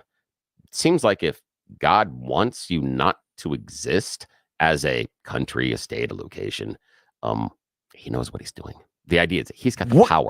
Yeah, he can take care of that. So the question I have is, if he thinks that you should be dispersed and everything else, why doesn't he just take care of Israel and wipe it off the map? Why doesn't he make sure that the Iranians have the nuclear capability and encourage them to launch the missiles to wipe everybody out? That'd scare everybody. I mean, he flooded the world. He was willing to do that. Why not this? It's an interesting, again, they've still carved themselves out and made them special. And that's the thing that in the psychology and the cognitive dissonance, I got a real issue with how they're coming at this one. But that'd be a fun conversation. Yeah, we'll see if we can get them on. All right. Want to talk to you all about my friends over at QC Kinetics. Look, pain from arthritis is just awful. Bone on bone, constant pain. It robs you of so much of the stuff you love to do. But there are effective ways to deal with that pain. And I'm not talking about drugs or surgery. Listen, there's an exciting new cellular therapy that can get you lasting relief. And the place to go, QC Kinetics. QC Kinetics uses cutting-edge treatments that accelerate your own body's healing properties, revitalizing your joints so you can move again. If you're living with chronic pain from arthritis or injury, you need to know that steroids and surgery and pain pills are no longer your only option. Learn how QC Kinetics can use advanced regenerative medicine to treat the pain, enhance your joints, restore your mobility, and give you long-term relief. Best of all, no downtime. The local medical professionals at QC Kinetics are ready to help you get your life back with regenerative, restorative cellular treatments for your achy joints. This is the future of medicine. Friends, call for a free consultation now, 303-900-8986. That's 303-900-8986, with locations in Aurora, Superior, Colorado Springs, and Highlands Ranch. This is the question I wanted to get to, and then we got off on some of the other conversations I've been having. But, Billy, Barack Obama, good president, bad president. When you watched his speech, what memory came back to you about his presidency? We are now 8 years removed from it. Did he help Kamala Harris? 303-696-1971. 303-696-1971, or text us at 720-892-6757, 720-892-6757. All things DNC coming up. You're listening to the Jeff and Bill Show. News Talk 710 KNUS.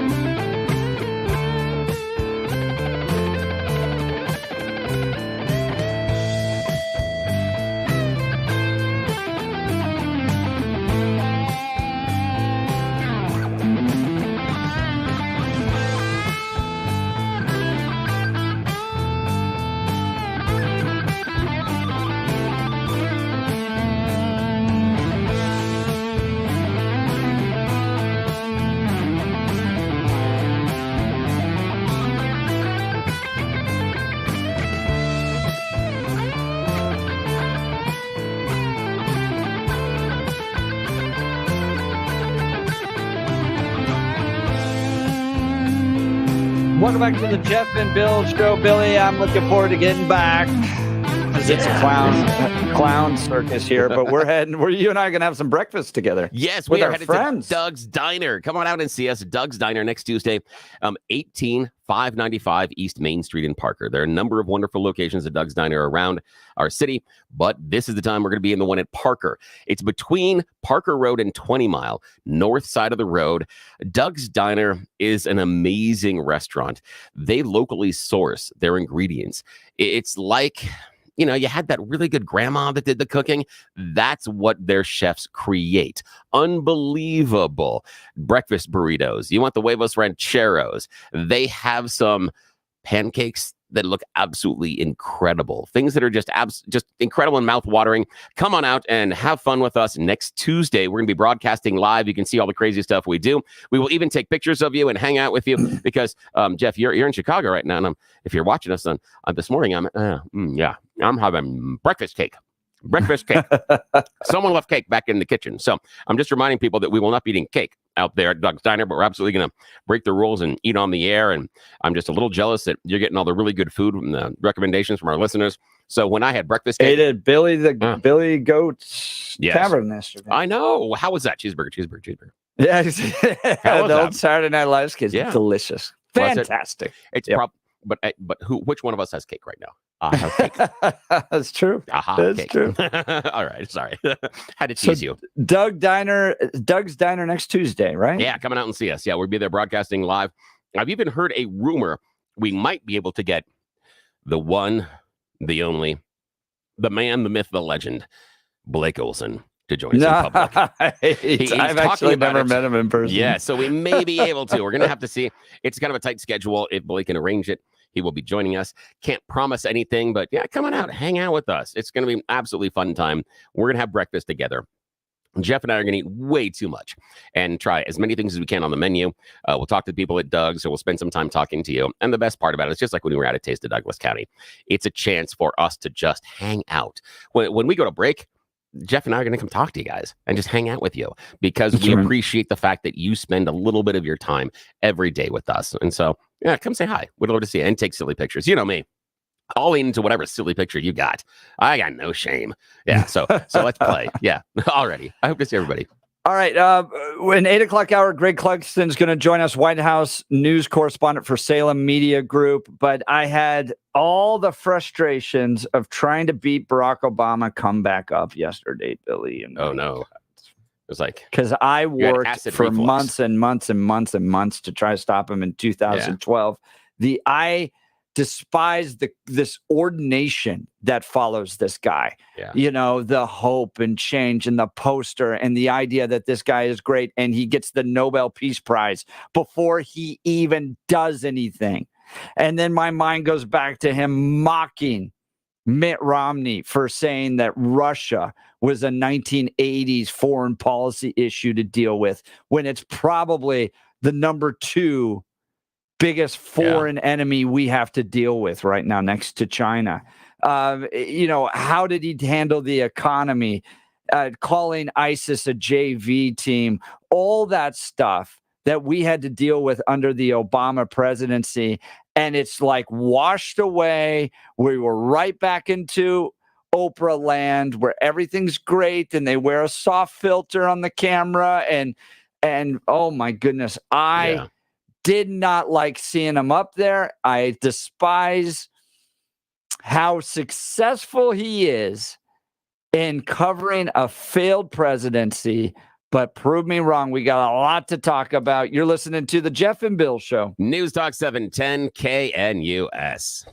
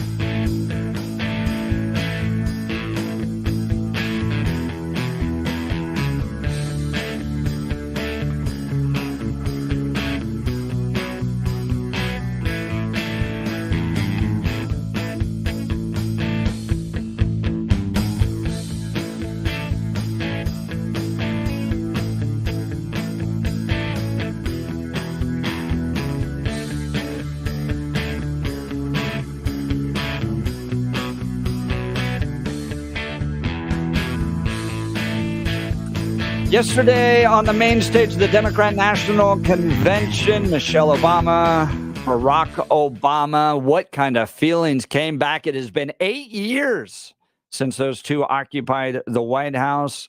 Good feelings, bad feelings. Here's a text message, 8422. I always remember the speech he gave in Denver shortly after winning the election. That was the Greek column speech where he accused the entire nation of being racist. To me, it was a 50-year setback that really hurt this country and somehow justified the behavior we see today. I do think, correct me if I'm wrong on this, Billy, but I do think race relations are worse now. Aren't they? Aren't they worse now? Then no, I'm not necessarily attributing that to Barack Obama, but I think they're declining since his presidency. I don't know. I'd have to look at what the metrics are. And the only idea that I have that pops up in my head is when people say, well, race relations in the country have been declining. I'm like, yeah, have you seen their timeline? It's not like we've all been hugging each other and holding hands the entire time. So the window of time I'm looking for is, when were we at good race relations? Because, I mean, we've talked about it before that if you are a black man in America, you don't get in a time machine and go past 1975. You do not go further back in history in America because of what you're going to deal with. Here, you could do a comparative study, though, based on opinion. So here's Gallup. Would you say relations between white and black people are very good, somewhat bad, or very bad? In 2001, black adults said very or somewhat good, 70%. Okay. Black adults said it was 70% said very or somewhat good in 2001. And in 2021, it's at 33. Okay. So that's nearly a 40-point drop in what black adults would say. Now, among white adults, it was 62% in 2001. It's 43%. So it's a nearly 20-point drop. So in both cases, both black and white feel like race relations has gotten worse since 2000. Yeah, that is a good metric. And the question would be, what is the cause of that? Is it, and if it is the fact that Barack Obama was the president, then it's a really interesting conversation to have that race relations got worse because a black man got the #1 job in the country. That's a weird. Do you think thing it was to talk that, about. or do you think, to this texter's point, though, that he inflamed race relations? That if you accuse the whole nation of being racist, it has nothing to do with the fact he got the job, but he used his position to inflame race relations. Yeah, I would have to go back again. It's been years, and I would have to go back and see what he said in the context. Did he say, America, we are an entirely racist nation? If it is that direct, then we can talk about the context in there. I just do not remember. I remember him being upset about it, but again, I think people in, that are especially minorities and where they are socioeconomically do have a little bit of a gripe. I do think they do have a complaint based on how things have gone for the previous couple of hundred years. And they didn't get necessarily an equal shot at the beginning of the game. So, yeah, I understand why they're still grouchy about it. I get it, but I have to go back and see if I can find that quote. Speaking of this, we could get into this with Am I a Racist, the new film coming out with Matt Walsh. Yeah. By the way, Matt Walsh was at the DNC yesterday. We'll tell us about that and more. yes. You're listening to the Jeff and Bill Show. News Talk 710 KNUS.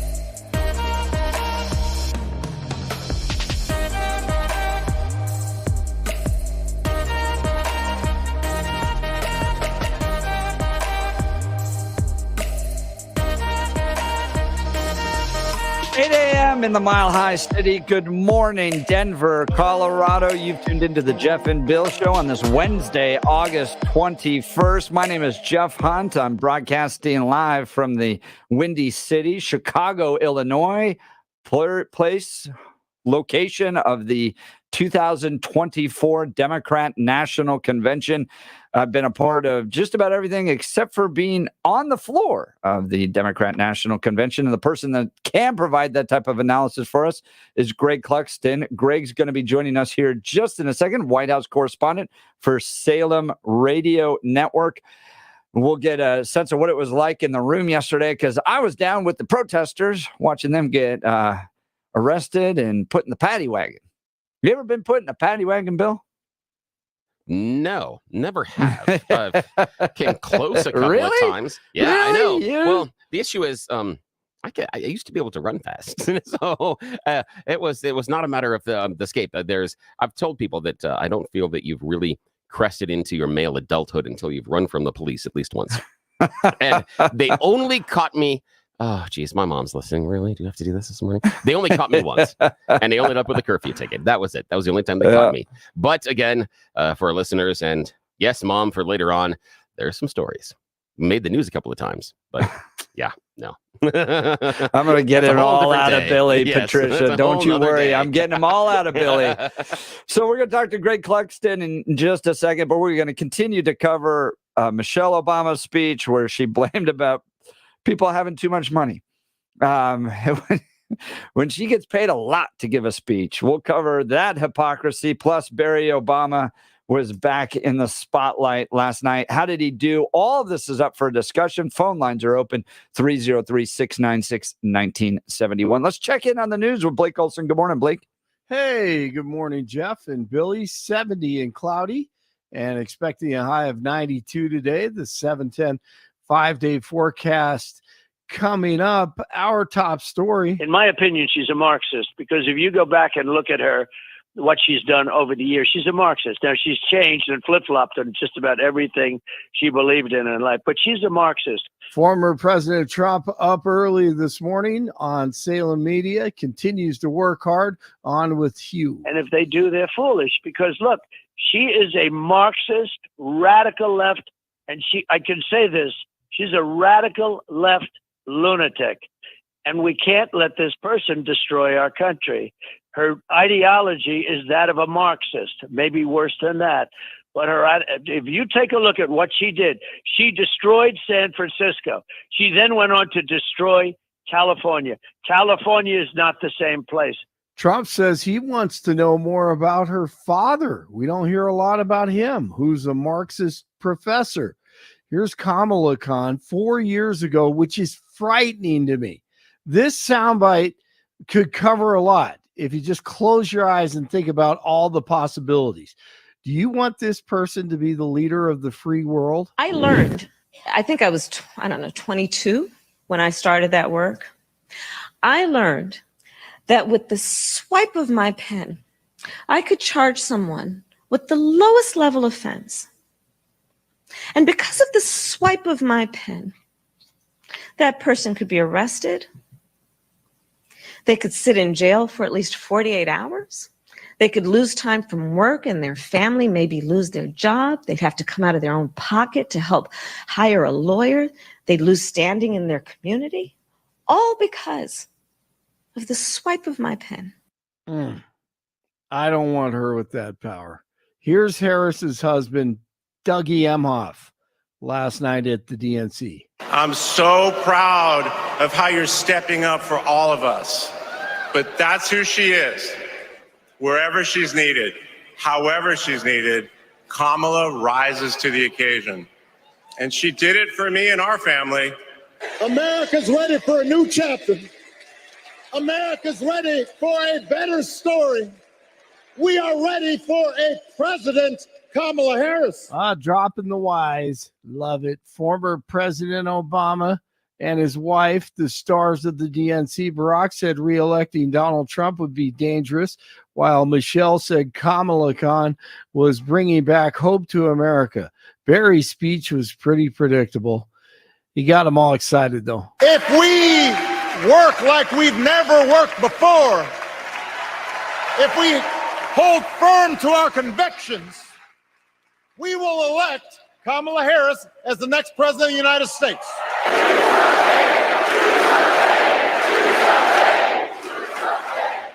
They were chanting, do something, like maybe secure the border. And a Democratic Women's Caucus butchering the national anthem last night. By the dawn's early light, once so proudly we hailed the twilight's last gleam. Lord have mercy. A man is in the hospital with serious injuries following an officer-involved shooting in Thornton last night. It happened after officers located a man with an active warrant in a parking lot near East 120th Avenue. The officers approached him and ready to arrest him, but they say he refused to comply and tried to walk away. So they tried to subdue him with a taser, and then he reportedly pulled out a gun, prompting the officers to open fire. The latest data from the online real estate company Redfin says over 11% of Denver homes are now worth at least $1 million. That ranks Denver 16th on the list of cities nationwide. The median sales price for single-family homes is at nearly $640,000, last calculated by the Colorado Association of Realtors in June. The Rockies beat the Nationals 3-1 and back at it today. First pitch at 4:45. 65 in Castle Rock, 67 in Lakewood, and 70 in Denver. Jeff and Bill continue. It's Wednesday. Blake Olson, News Talk 710 KNUS. Thunderstorm activity picks up a bit. Moisture increasing from the southwest means a good chance of thunderstorms. A few strong ones, low 90s today, mid-60s tonight. Storms ending by evening. A little bit cooler, staying in the 80s. Thursday and Friday with afternoon and evening thunderstorms, isolated thunderstorms, and continued warm for the weekend. Weather sponsored by branchplanning.com. Secure your retirement plans with a free review to help provide asset protection, long-term care, or even income for life. Get your complimentary review at branchplanning.com or call 303-219-0088. Meteorologist Don Day in the 710 KNUS Weather Center.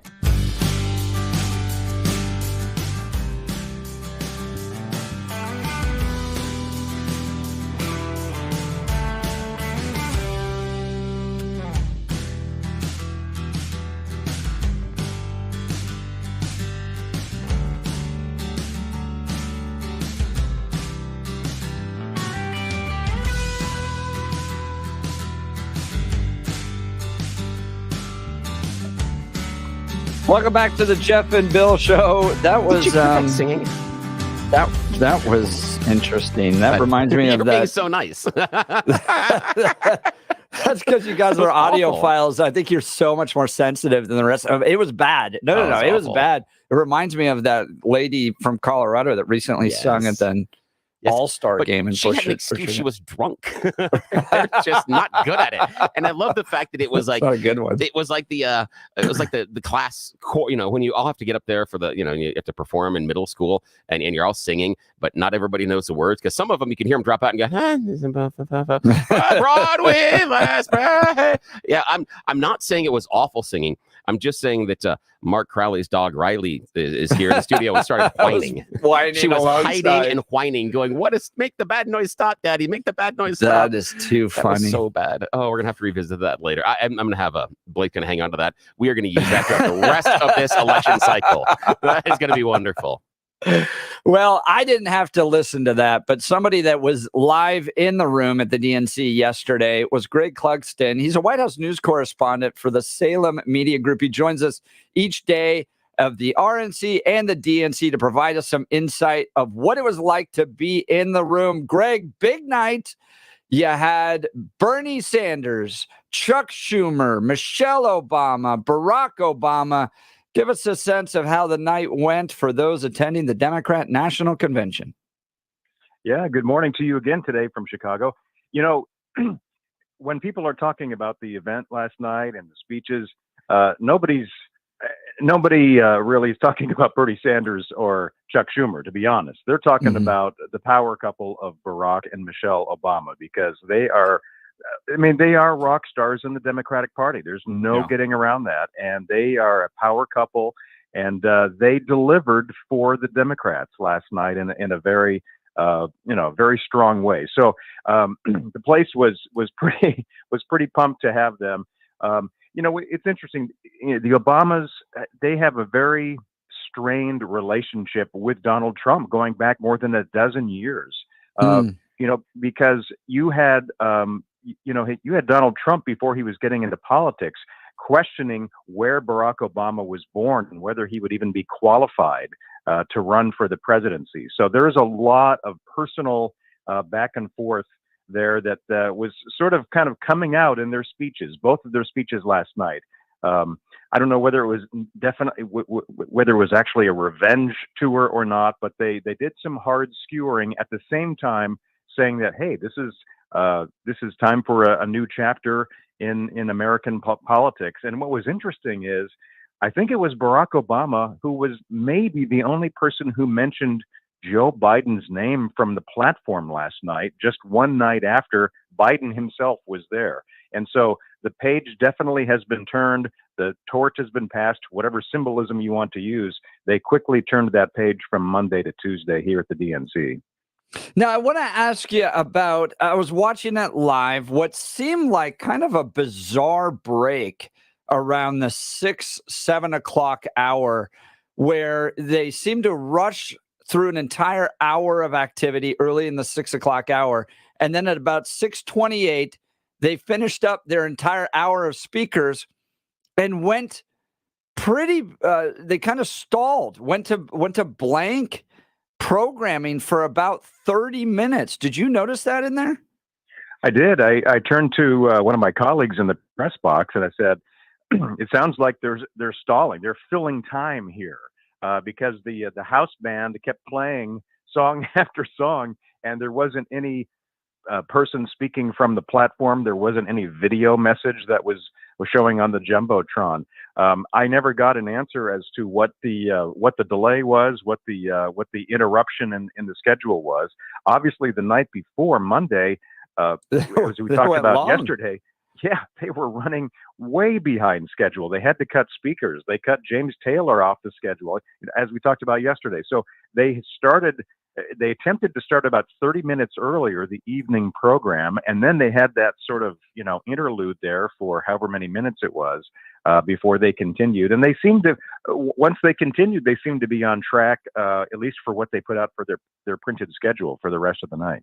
That's what I tracked as well. So let's talk about the roll call, and then we'll get to the Obamas a little bit later. Now, this roll call is something a little unique. It's a parliamentary procedure to make sure that you have the votes necessary that somebody can become the nominee. And if this was held at a state convention, Elbert County would just get up and say, well, we've got, so-and-so votes for this. But with all the production, all the national attention, they brought out rappers. Spike Lee was there, Gavin Newsom, all the big stars, and they kind of go from state to state to celebrate them. What was it like in the room at that moment when they went state by state to make sure they had the votes to have Kamala be the nominee?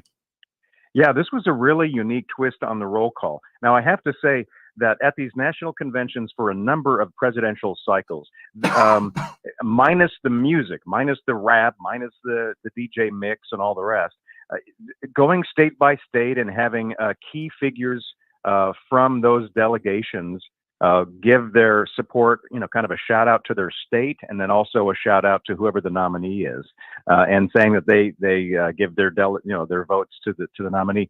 That happens. It happened in Milwaukee 4 weeks ago, and what happened is that usually those roll calls, which are sort of dry, not necessarily entertaining television, unless you're just a real political diehard, they often take place in the afternoon. And that's what happened at the RNC. It was an afternoon roll call, and that's pretty typical. But what happened was, and partly why they did something different this time, I think, is because the virtual roll call that took place a couple of weeks ago was the official roll call of delegates for Kamala Harris and the DNC. And so this was symbolic. This is ceremonial. It was a celebratory version of the roll call. So they rolled out the music, and I have to say they basically played a song to represent each state and territory for each delegation, which was really kind of fun. I mean, as somebody who has been in radio his whole career, and I started off playing music as a DJ, like a lot of us did probably. It's fun to hear a lot of the different music and what the selections were. Now, did you pick out the song for Colorado? I did not pick out the song, but I did note, because I didn't know what song it was, but I did notice that it was not John Denver, which was the lost opportunity they have. John Denver is your go-to. Rocky Mountain High. You can even do a rap version of it or whatever. I'm not sure what the song was, but I did notice, for Atlanta, Georgia, they brought in Little John. So you had some celebrities there too. Oh, yeah. Celebrities. Sean Astin, he was the actor who played Rudy in the movie. He was there with the Indiana delegation. Getting back to Colorado, it was the song September by Earth, Wind, and Fire, which is a great song. Philip Bailey, a member of the group, I think was born in Colorado. That's the connection, as I understand it. But that's you're right. Like Billy level trivia right there. Yeah. When Greg Clugston, our national White House correspondent for Salem Media, joined us, when you were talking about the idea of checking out a song for each state, I do bar trivia, and oftentimes I will pick songs that will refer back to what the right answer is. I did one recently, and you play Hungry Like the Wolf when you're doing Wolf of Wall Street. My own personal high point, I think, was it was a question about geography in a certain region and of the Middle East. And basically, I reached way back into the 80s and played Flock of Seagulls, I Ran So Far Away, because the region of the country was Iran. But again, I'm a dork. I love that. And that's a great song as well. Oh, it is. And September is fantastic. I'm going to geek for a moment because they super tuned almost every single instrument. If you go in and you go down, the bongos are tuned to play specific notes. They really went over the top as far as production. They didn't have computers do all the fancy stuff we do now to fix all your problems. They had to actually do it right. And to get back to the John Denver reference, we did hear John Denver. It just didn't happen during the Colorado delegation. They did it for West Virginia because of the song Country Roads. Yeah. He's ours. I'm still claiming him. So you have the roll call. They then get into a number of speeches, and it was a lively crowd, an energetic crowd throughout the evening. And then you get to the Obamas. Let's start first with Michelle Obama. Give people a sense of what she talked about.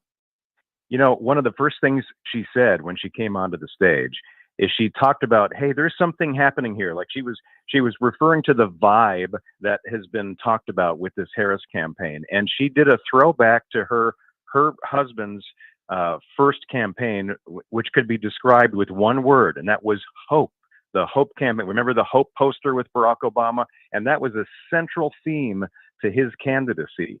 And she said that there's something similar happening around the excitement surrounding the Harris-Walz ticket that resembles hope. And she said, America, hope is making a comeback, which is really interesting because they're coming off of a Biden-Harris 4-year administration, as if to say there's been no hope even these last 3 or 4 years. Right. So you can understand why she went there, given her husband's candidacy and hope. But you have to wonder if there's how that was being received by the Biden camp, for example. Or the general public. There was a great interview that took place on CNN that's going viral right now, where they pointed out that 12 of the last 16 years have been controlled at the White House by Barack Obama, Joe Biden, and Kamala Harris. This is not a chapter that we need to move on from, because you were the chapter. But I'm not so sure that the voters understand that. I'm not sure it gets across them, because it seems like the point that they're making is that this is the dawning of a new era, and people aren't asking that critical question. Yeah, whether they're asking those critical questions or not is interesting, because the reception, of course, and it's going to be well received, obviously, at a DNC convention for these kinds of speeches. But what's interesting about Michelle Obama is that she's never really sought the political spotlight. I think she was in many ways a reluctant first lady at first, but she has grown into the role of understanding as a former first lady and all the rest. But she, everybody talks about the great ability, speaking ability, oratory of Barack Obama, and he is a gifted communicator. But she is no slouch either. She and even Barack Obama joked when he came on stage, saying he was the only person stupid enough to follow Michelle Obama's speech, because it was rousing for this crowd and perhaps for those watching as well. So she delivered, and it was really a 1-2 punch between the two. And look, if I was a Democrat strategist, I think generally people have a positive view of the Obama years now. I don't, as a conservative, but I think a lot of people look back on those years relatively positively.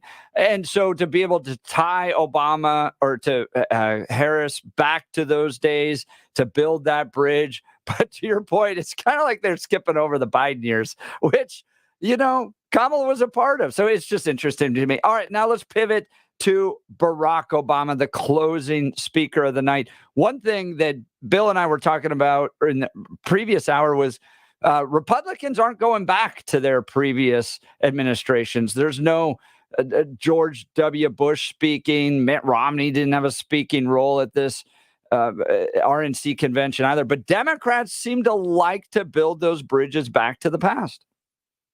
That's a really good point, and I was noting something along those lines in covering the Republican debates during the primary, and that there were fewer and fewer references to for example, to like the Ronald Reagan years and that wing of the party, and I think a big reason for this is because the GOP has been remade in the image of Donald Trump and the MAGA movement really over these last 8 years or so, in a way that has really kind of crowded out more of the, if you want to call it, the establishment wing or establishment section of the Republican Party. Certainly, there are still people who have who are card-carrying members of the Republican Party, but maybe aren't exactly on the MAGA bandwagon or whatever. But they have been sort of pushed off to the side a little bit. And I think that was reflective in the RNC convention last month in Milwaukee. And it is an interesting contrast between the two parties and how they call the elders of their party to come and represent the current nominees. Probably no greater elder in the Democrat Party right now than Barack Obama. A lot of our listeners even think Barack is still pulling a lot of the strings in the Biden-Harris administration. Give me a sense of what Barack Obama spoke about last night. Right. And as I mentioned a few moments ago, he was really the only main speaker yesterday who mentioned Joe Biden's name. on the stage, and he did so early on. He paid tribute to his former vice president, and he said that he was proud to call him his president as well as his friend. So he did give him kind of his due last night as the sitting president who is exiting the race and the campaign at the end of his term here. But then it was when Barack Obama and he said the words. A lot of us have been saying it in the news media, and talking about how this is a change for the political party, for the Democrats. But he used that phrase. But now we have the torch has been passed, is what he said, and then that's when he made that pivot. And he not only went after Donald Trump and talking about what he has done, at least from his viewpoint, about how he believes civic life has worsened, and the kind of the coarseness and the ugliness of politics and all the rest. And then he shifted from that into obviously talking about what we've been talking about here in just the last few moments of connecting the hope of his campaign to what he sees as the newfound enthusiasm with the Harris campaign. So it was kind of a two-pronged approach. The other thing I would just say about the Obamas, both of their speeches, which I thought was really interesting, is no matter how much of a sugar high Democrats are on this week, and there's no question that, they're flying pretty high right now, especially compared to how they thought they might be feeling 4 or 5 weeks ago after the rousing GOP convention. Both of the Obamas were very clear in their speeches about telling Democrats they cannot be complacent, that this is going to be and remains a very close and competitive race. And they were saying there is a lot of work to do. So they were kind of injecting a dose of political reality for the people as they're in a party atmosphere to say, hey, we got to keep our eye on the ball. Now, Greg Clugston, that is a very interesting insight, something that I caught in Barack's speech as well last night. Greg Clugston joining Jeff and Bill live. He is the national White House correspondent for Salem Media. We're so happy that he gives us some time because he's out there running around getting all the important interviews. In the early portion of the Barack speech, he got booed when he mentioned Trump, and he said, "Don't boo, vote." That's exactly the message you were talking about, that he was telling them, no, you can be all emotional, you can get this, but you still have a job to do. And they were pushing that narrative. Now, I wanted to explore a little bit of a different narrative with you, Greg, for a sec. I want to talk about the feeling when you're wandering around the DNC. When we're on TV, everybody's super happy, super excited. I have been reading some interesting critiques behind the scenes that reporters walking around are saying, while it looks good on camera, there's a lot of frowny faces behind the scenes with DNC attendees. Is that your experience, or is there a lot of effervescence? Is what we see on camera the same thing that you're seeing when the cameras get turned off at the event? Well, it's probably a little of both, is my guess. I think people are genuinely happy about the convention. They're excited about this ticket.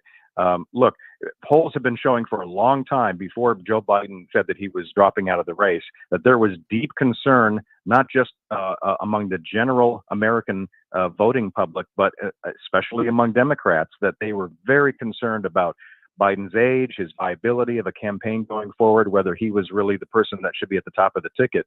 And so there is this sense of relief and this new energy around Harris. So there's no denying that. Whether this speaks to the ticket and the country moving forward or whatever, I was in a conversation after the convention last night with a couple of delegates who were trying to get back to their hotel. They were delegates from Missouri, and they had their badges, they had their credentials, and they were not allowed to get on the shuttle buses to go back to the delegate hotels. And this was the second night in a row. And so they were complaining to my colleague and to me at midnight out on the street, saying that this is a poorly run and disorganized convention in a lot of ways, that was not being seen or heard on the television or the radio broadcasts nationwide, but was affecting them. And it wasn't like they were just bystanders or people off the street wanting to get a glimpse of what was happening. They were delegates representing their districts from their home state as members of the Democratic Party. I don't know if that answers your question specifically, but things like that do bubble up, and how people are personally affected does affect how they view things on the larger scale. Yeah, and their enthusiasm when they go back home. Those delegates from Missouri may, since they aren't energized based on their personal experience there, may not pick up that phone as often. They might not walk the neighborhoods as often. They may not stop at the grocery store as often and talk to people about their candidate. Yeah, good insight. Yeah, it's hard to know what they'll take home. But if somebody asks them about their experience in Chicago, they might lead with the problem about the shuttle bus as opposed to talking about what the Obama speech was like. Yep. And I'll tell you, the United Center is out there. I was riding a little electric scooter around last night just as everyone got out, and I thought about doing some interviews, and I realized if I got off that electric scooter, I ain't getting it back, and it's a long walk back to the city. So I understand how that could be painful for folks. Greg Clugston, White House news correspondent for the Salem Media Network. Last question, Greg. Give us a preview of what we're going to see tonight at the Democrat National Convention. One of the Republican Party's favorite targets is going to be on the stage tonight, Nancy Pelosi. Boy. The Fox crowd and the MAGA crowd, they're going to be zeroing in on someone. And of course, what's interesting, the reason I mentioned her, and there are going to be some other speakers, former President Bill Clinton, talking about reaching back into the past and having elder statesmen of the Democratic Party. Bill Clinton, who has been a staple at these Democratic conventions for years, he is going to be the headline speaker tonight. The headline speaker right before the vice presidential acceptance speech from Minnesota Governor Tim Walz. He will close out the evening tonight. But you've got Pelosi speaking, and it's interesting because this all has to do with the Joe Biden decision. And there's been a lot of back and forth as to exactly what Nancy Pelosi's role was behind the scenes. We do know that she, before Biden dropped out of the race, that she was kind of giving some cryptic comments publicly about, and she wasn't completely endorsing Joe Biden to stay in the race. And it's quite clear that and Joe Biden, when he left Chicago here Monday night, he even told reporters that he has not spoken to the former speaker over the last 4 or 5 weeks. So there seems to be some bad blood there. We'll see what, and of course we saw Nancy Pelosi on the floor with the California delegation during the Biden speech holding up the "We Love Joe" sign.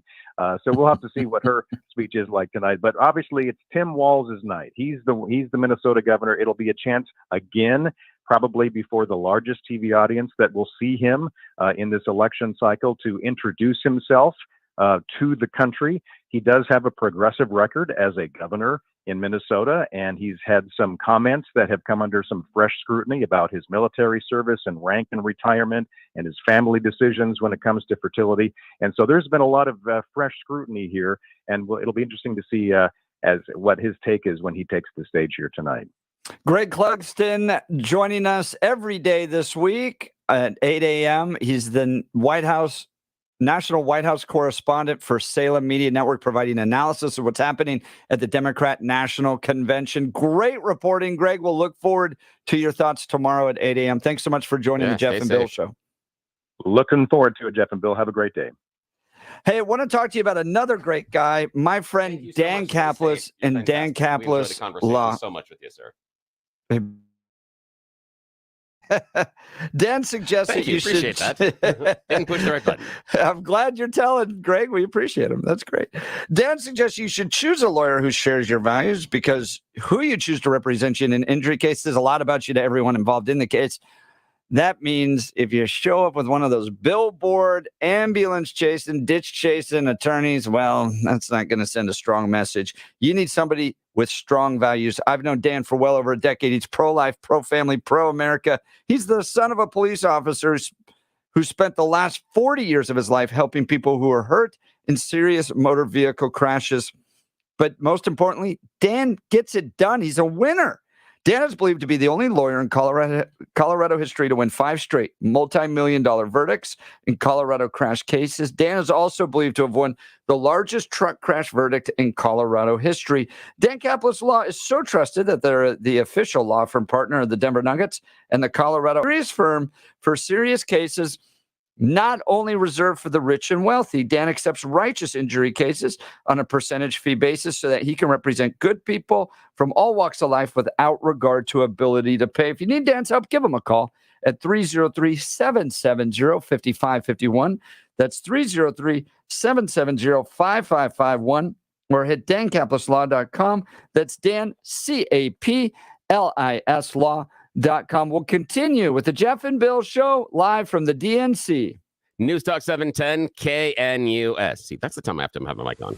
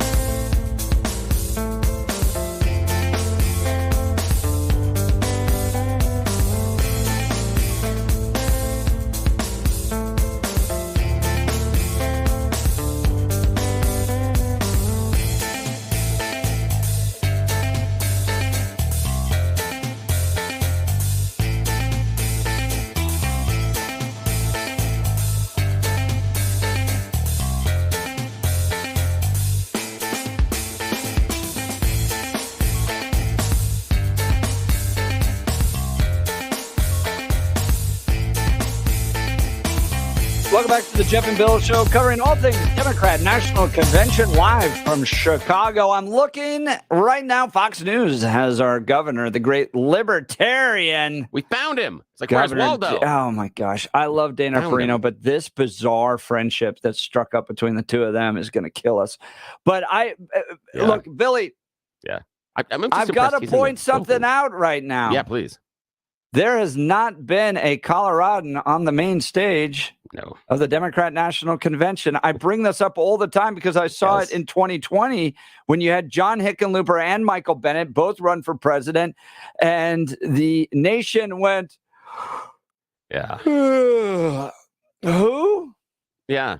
Like what? They don't translate. It's the most interesting thing to me. I feel like maybe God might be protecting our country from these crazy libs that have destroyed the state of Colorado, that they don't somehow get to the national stage. Now, I could be wrong. You might see him on stage today. Yeah, but I think you're right. I think the only one that's made in recent memory, and again, it's a little not necessarily recent, has made a decent transition nationally would be Ben Nighthorse Campbell.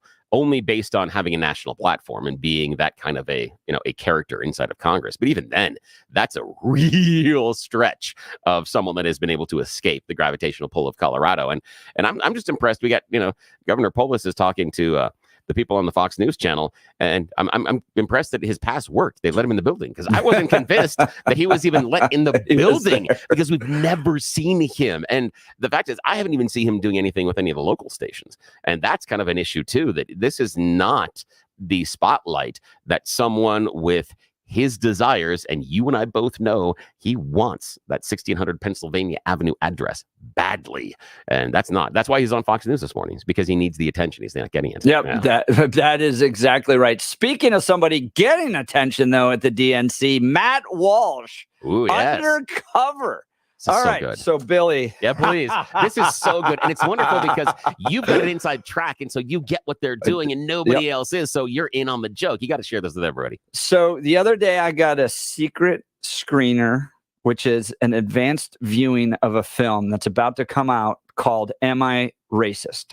Okay. So exciting. And we are going to push the heck out of this thing, because it is poking at the absurdity of assuming racism. The people involved in this movie start with the premise of you, our listeners, me, and Jeff are all racist.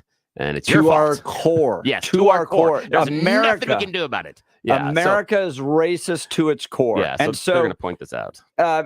Matt Walsh goes on this like Borat-like journey. So he starts by asking himself, am I a racist? And so he decides to attend a liberal group that gets together to talk about how bad our racism is in this country. And they won't even let him get through it. They realize who he is about 10, 15 minutes into the event. Everybody gets hostile. All these liberals like cross their arms. One guy is like, walk out with me, and tries to escort him out. They won't even have him in the room. Which again, just as a pause there, just put a pin right there. The liberals, the ones that say we should be understanding, compassionate, and talk to people we disagree with, decide to get hostile and not talk to the person they disagree with. This is why this movie is going to be awesome. Okay, sorry, continue. So then he goes, well, maybe I'll just go buy a bunch of books. So he goes up to a Boulder library and he buys all these books. And one of the funniest things, it is pure comedic genius, is there is a book titled With the N-Word.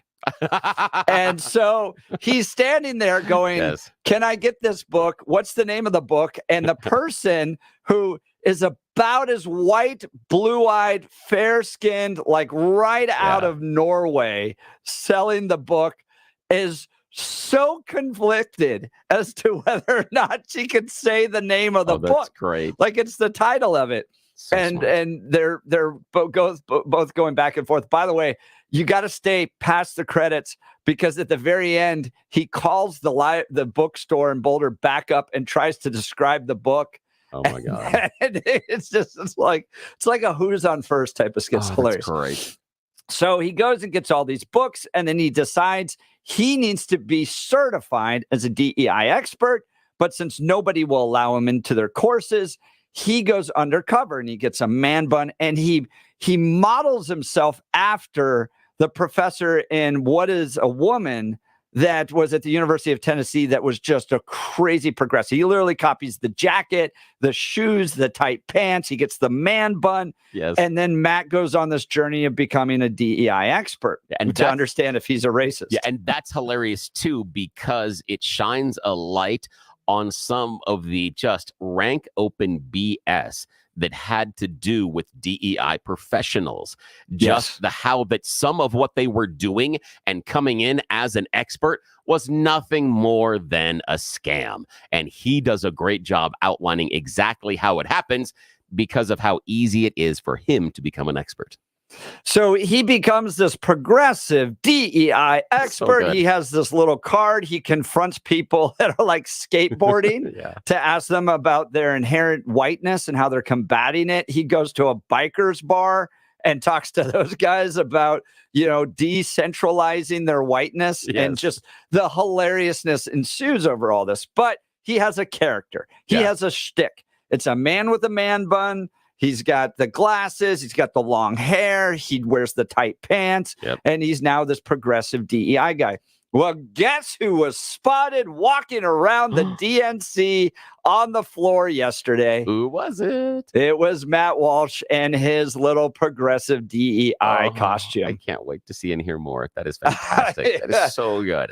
In fact, there's even one moment where he walks behind Chuck Schumer while he's being interviewed in CNN. He put himself right there. So he's totally Borating the DNC. And if you didn't know Borat, this was Sacha Cohen, who would dress up as this guy from Eastern Europe and stumble through real life scenarios as kind of a buffoon from Eastern Europe. For the greater glory of Kazakhstan. Kazakhstan, that's right. And so now he's Matt Walsh is doing this to the Democrats.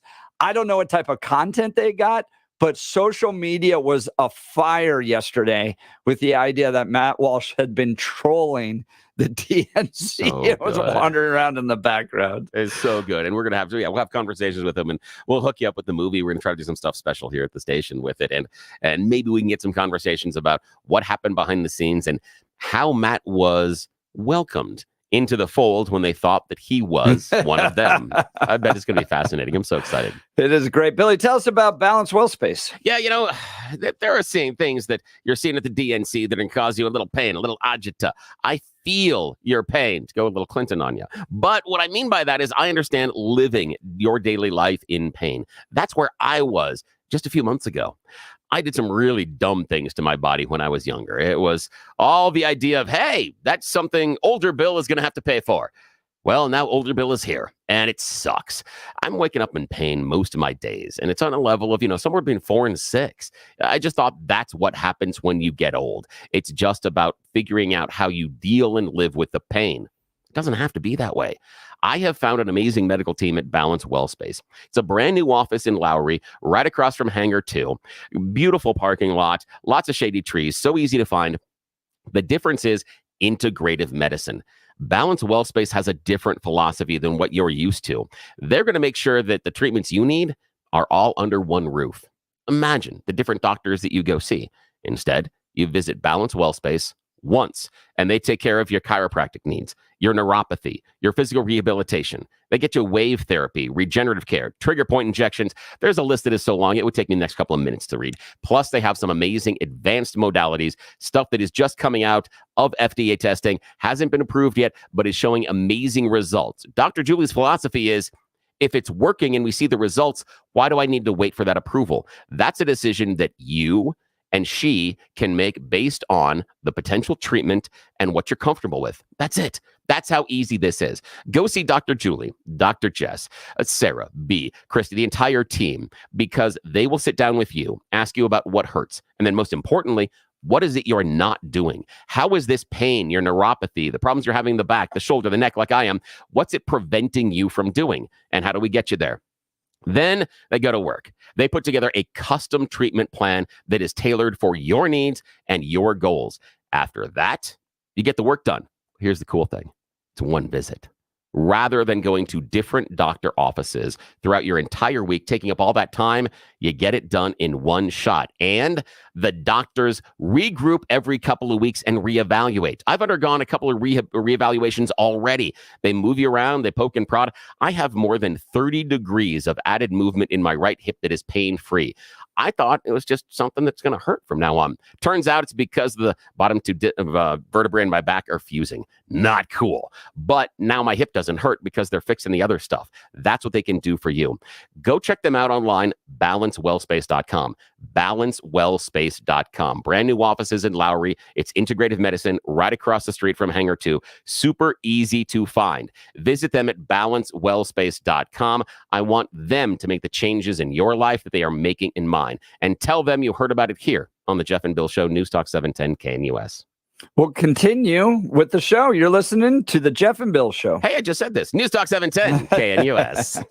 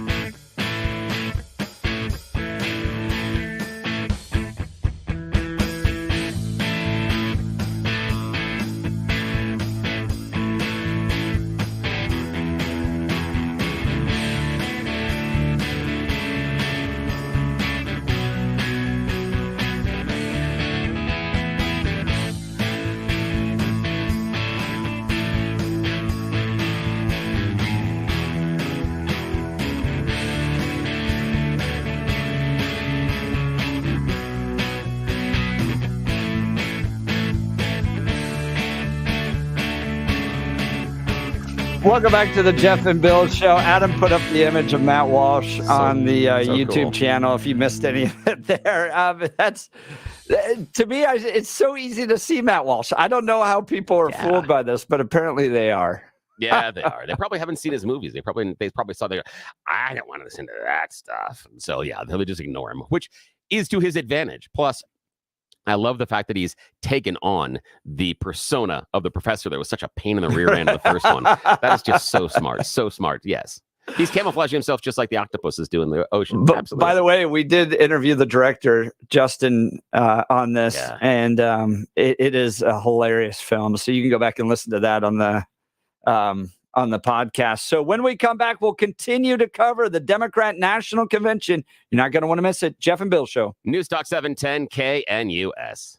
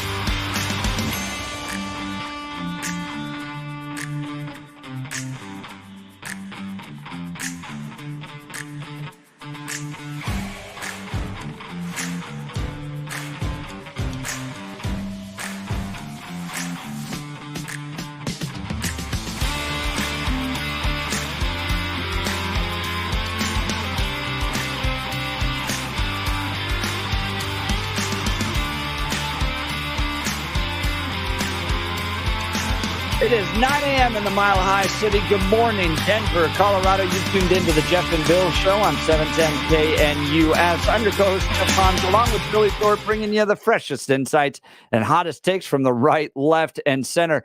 And especially this weekend, the smelly crazy, which is where I am, Chicago, Illinois, at the Democrat National Convention, actually hanging out more with the protesters outside than the people inside. So it's an interesting experience for me. But I want to get into this in this hour, Billy. Yeah. Because I'm concerned. And last night, watching Barry Obama and Michelle speak, all the 2012 feelings came back, and I was deeply involved. Deeply involved. I mean, I worked 7 days a week. Yeah. Managing the coalition effort for Mitt Romney and Paul Ryan in Colorado in 2012 in an effort to try to stop Barack Obama. And we just got run over.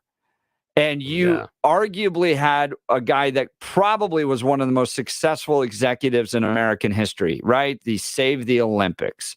He had a JD from Harvard. He had an MBA from Harvard. When it came to talented executives, as much as how you hate Mitt Romney and where he's gone since then, in 2012, he was the Republican nominee, and he lost to Barack Obama because of one thing and one thing only, and it was on full display last night. Yes, and that is likability. Oh, they just like the guy. Yeah, he won on vibes. He won on vibes. Let's go back to 2008, and then I'll get to Blake Olson here in the news in just a second. Here's a guy that was a state senate community organizer, state senator, U.S. senator, incredibly progressive, went to a church that condemned America. Yeah. And shout out to George that reminded us he was a state senator there in Chicago. That's exactly right. Appreciate him. Yeah. This is a guy that reminds me so much of Kamala's background.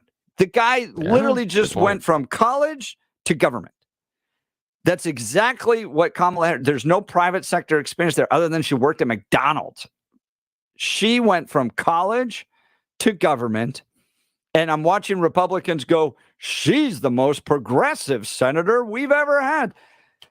I'm like living 2008 and 12 all over again. Those are the same arguments they made against Barack Obama. He's the most progressive senator. Did you know that? How'd that work out? That's my point.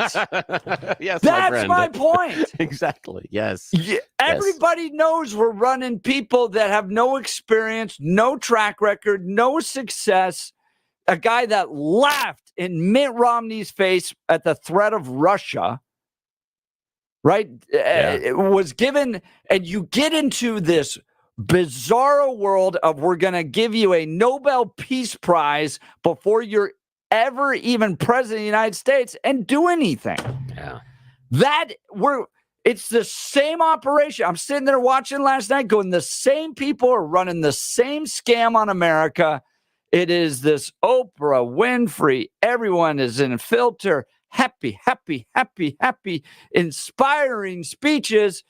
But if you're an actual analyst on the results of his leadership or Kamala Harris's leadership, looking at San Francisco, California, her role as vice president of the United States, there's no there. There's no track record of success. And we're just going to elect her because of likability. And I got to wonder what Trump is doing right now. Now, Jeff, what I want to talk about after we get to Blake Olson's news and what I want to hear from you and also listeners is, are the Republicans repeating the same mistakes that led to Obama winning? Are they going back to the same arguments and hoping they'll hit this time when they already have experience saying it didn't work when you had a similar situation? Yeah, there's that phrase about doing something over and over again and expecting different results. Well, and you had 5 weeks ago, you had a Democrat nominee that was so old and feeble and pathetic that just about anybody could beat him. Yeah. And now I swear to you, I can sense it. It is like the old Obama team is back with the whole branding operation, pulling the whole thing together to get an unknown, unsuccessful candidate across the finish line, because the low information voter is going to look at happy, happy, happy Kamala Harris and Donald Trump, and they're just going to go, I'm going to go with the happy person. I'm terrified that that's happening again, but let's talk about it. Feel free to give us a call, 303-696-1971. Phone lines are open, 303-696-1971, or text us at 720-892-6757. Let's check in on the news with Blake Olson. Good morning, Blake. Good morning, Jeff. Yeah, that's kind of what Trump talked about this morning. I mean, neither of them have been vetted. I mean, Obama really still hasn't been vetted, and I don't think Harris has as well. So that's an issue. And I'm afraid it's just not going to matter. You get into this world of The View, of Oprah, of happy suburban women that feel compelled and motivated to change history because we're going to vote for someone based upon their skin color.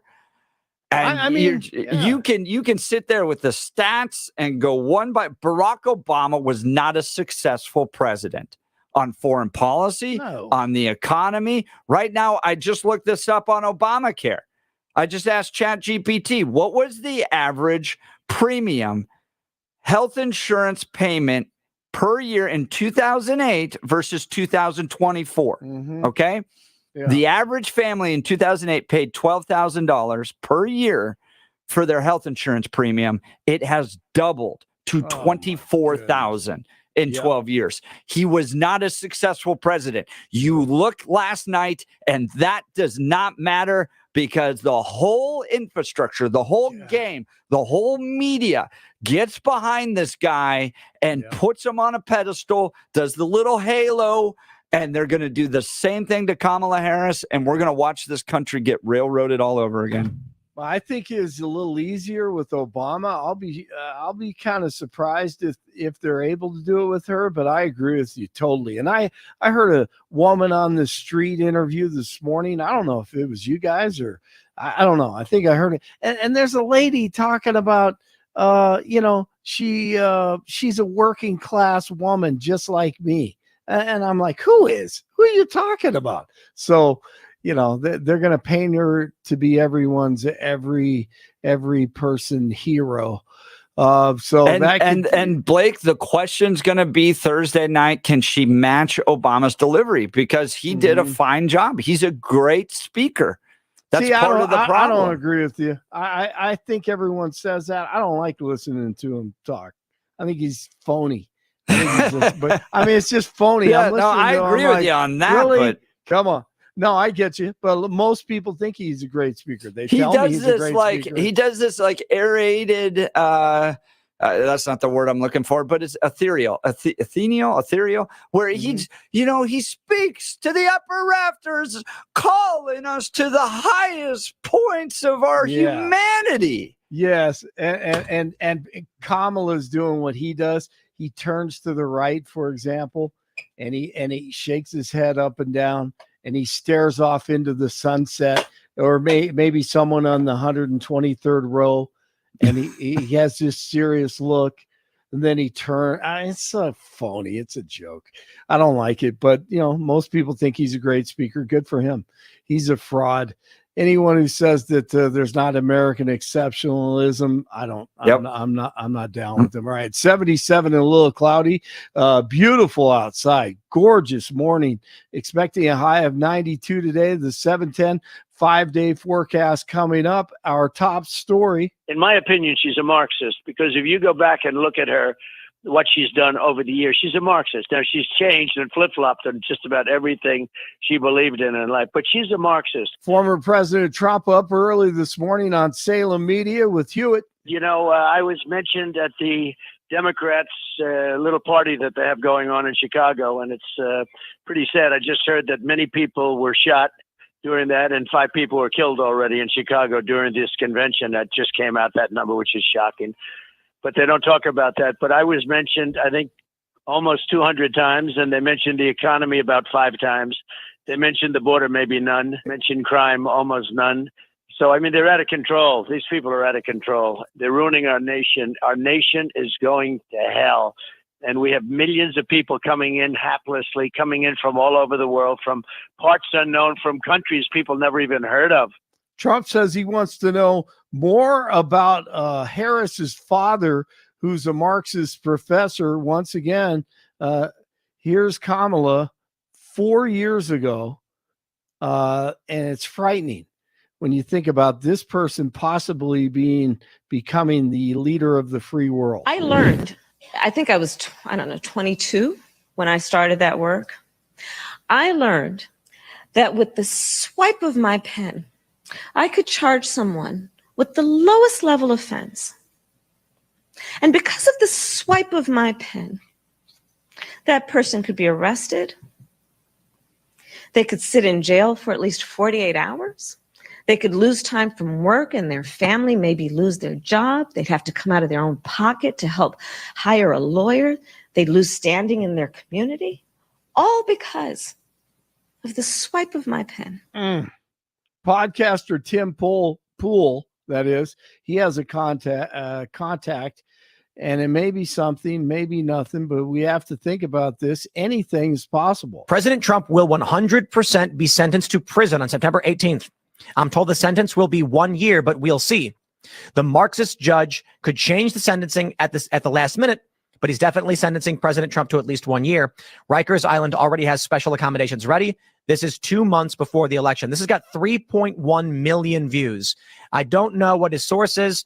This guy is just, he's a contractor. He's a philanthropist. CIA whistleblower. Is that what he says? CIA, NSA contractor, whistleblower, intel ops. Yeah. I'm assuming he's probably got some sources, but it is all rumors right now. Yeah. However, Hannah Claire made a good point. Kamala's not committing to any dates past September 10th for a debate because she maybe knows something Trump doesn't. And Judge Mersham, anything. You can't trust any of these people. America's ready for a new chapter. America's ready for a better story. We are ready for a President Kamala Harris. Yeah, okay. Former President Obama and his wife got all wee-weed up last night at the DNC. If we work like we've never worked before, if we hold firm to our convictions, we will elect Kamala Harris as the next president of the United States. Tim No Walls, Just Ladder Factories speaks tonight. Can't wait for that. Going to talk about growing up in Nebraska and trying to fake everybody out on that one. He's a nut job. Because we know there's a golden rule. Mind your own damn business. Mind your own damn business. He needs to join these ladies and try to sing the national anthem. By the dawn's early light, once so proudly we hailed at the twilight's last gleam. What a freak show in Chicago. Have they heard the song before? No, I don't think so. What were they trying to sing? I don't know. I mean, a 60s, some 60s ballad or something. Yeah, it was Give Peace a Chance that they were trying to do. That's what it was. Yeah, that was it. It was Give Peace a Chance. That's what they were doing. That's it, man. I love it. For those of you who think Colorado is feeling especially hot this summer, they're right. A new study ranks the state third for having the most extreme heat days at almost 18. This comes as several cities are dealing with temperatures above normal for this time of year. Some will be back to almost triple digits today, but nowhere close to the hottest day ever.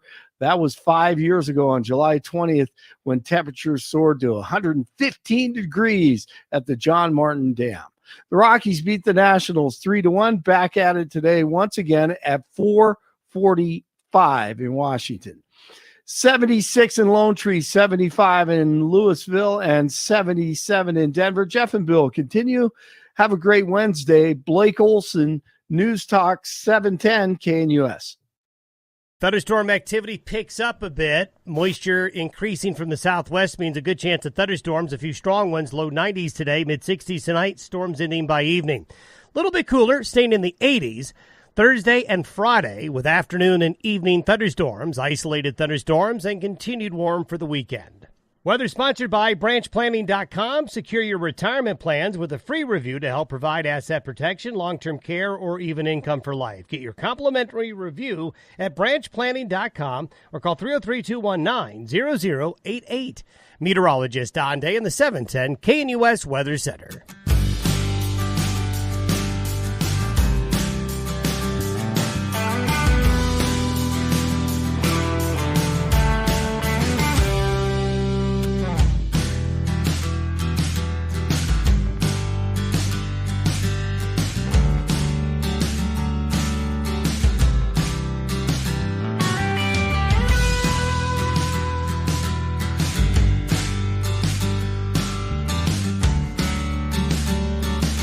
Welcome back to the Jeff and Bill Show, live from Chicago Democrat National Convention, covering all the details both inside and outside. Greg Clugston, White House correspondent for Salem, inside, and then I am outside hanging out with the stinky little protesters.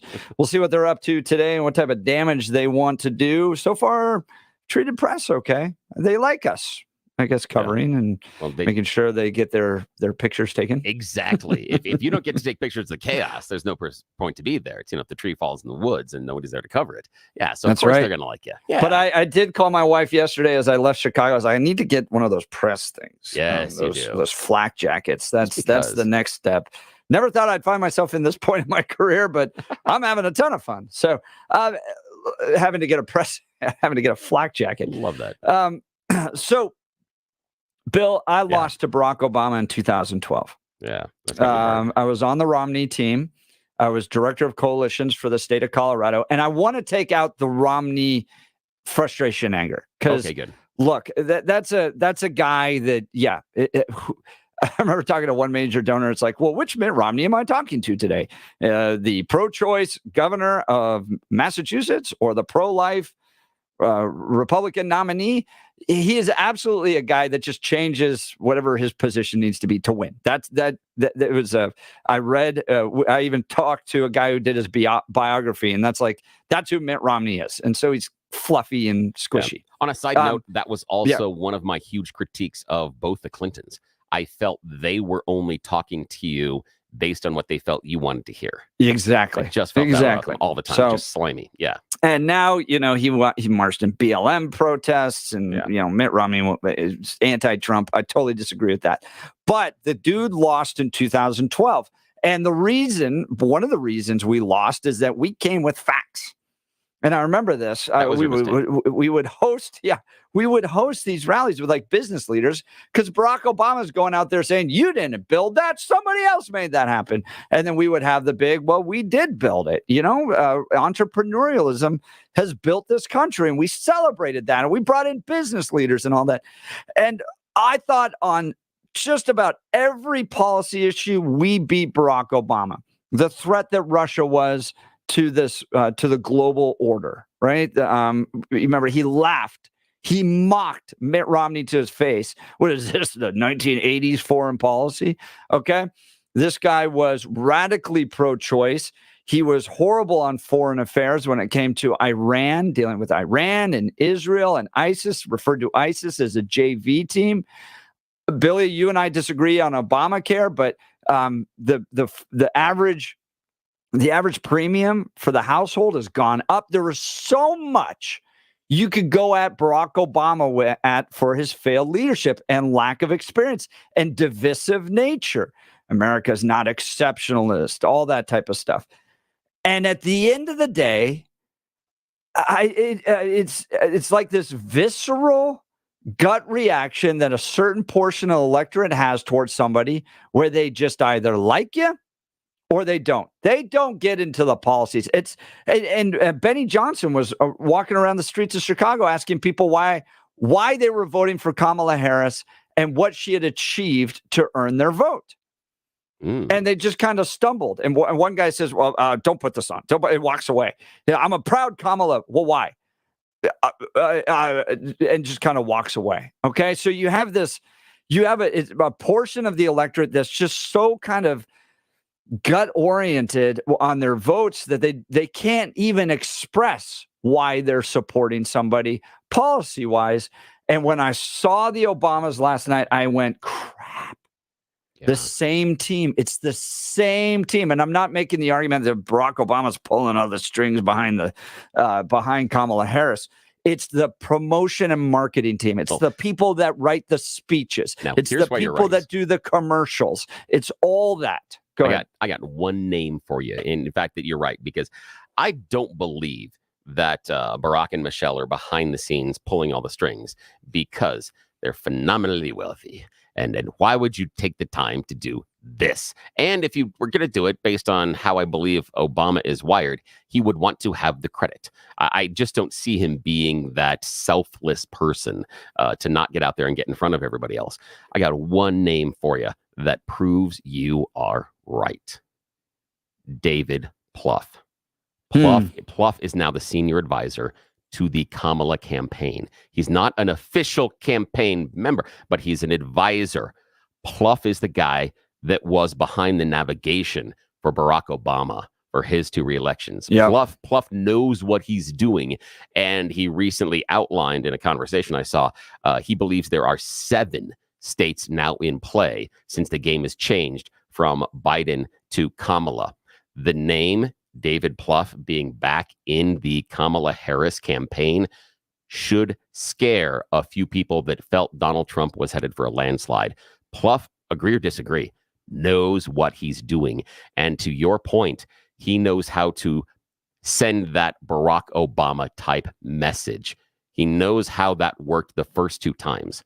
He is going to try to recreate it. So yes, you are absolutely right on this one, my friend. And I think I appreciate that. And I think Donald Trump had figured out a way to take down Joe Biden. Yes. And it was the debate. Was a strong breeze. Right. But the debate was the icing on the cake. It was, I mean, he just wiped the floor with him. And Joe Biden was done. I want to give a shout out to you, my friend. You were the very first person the day after the debate that I heard, and I went and I watched people later in the day looking at the time frame.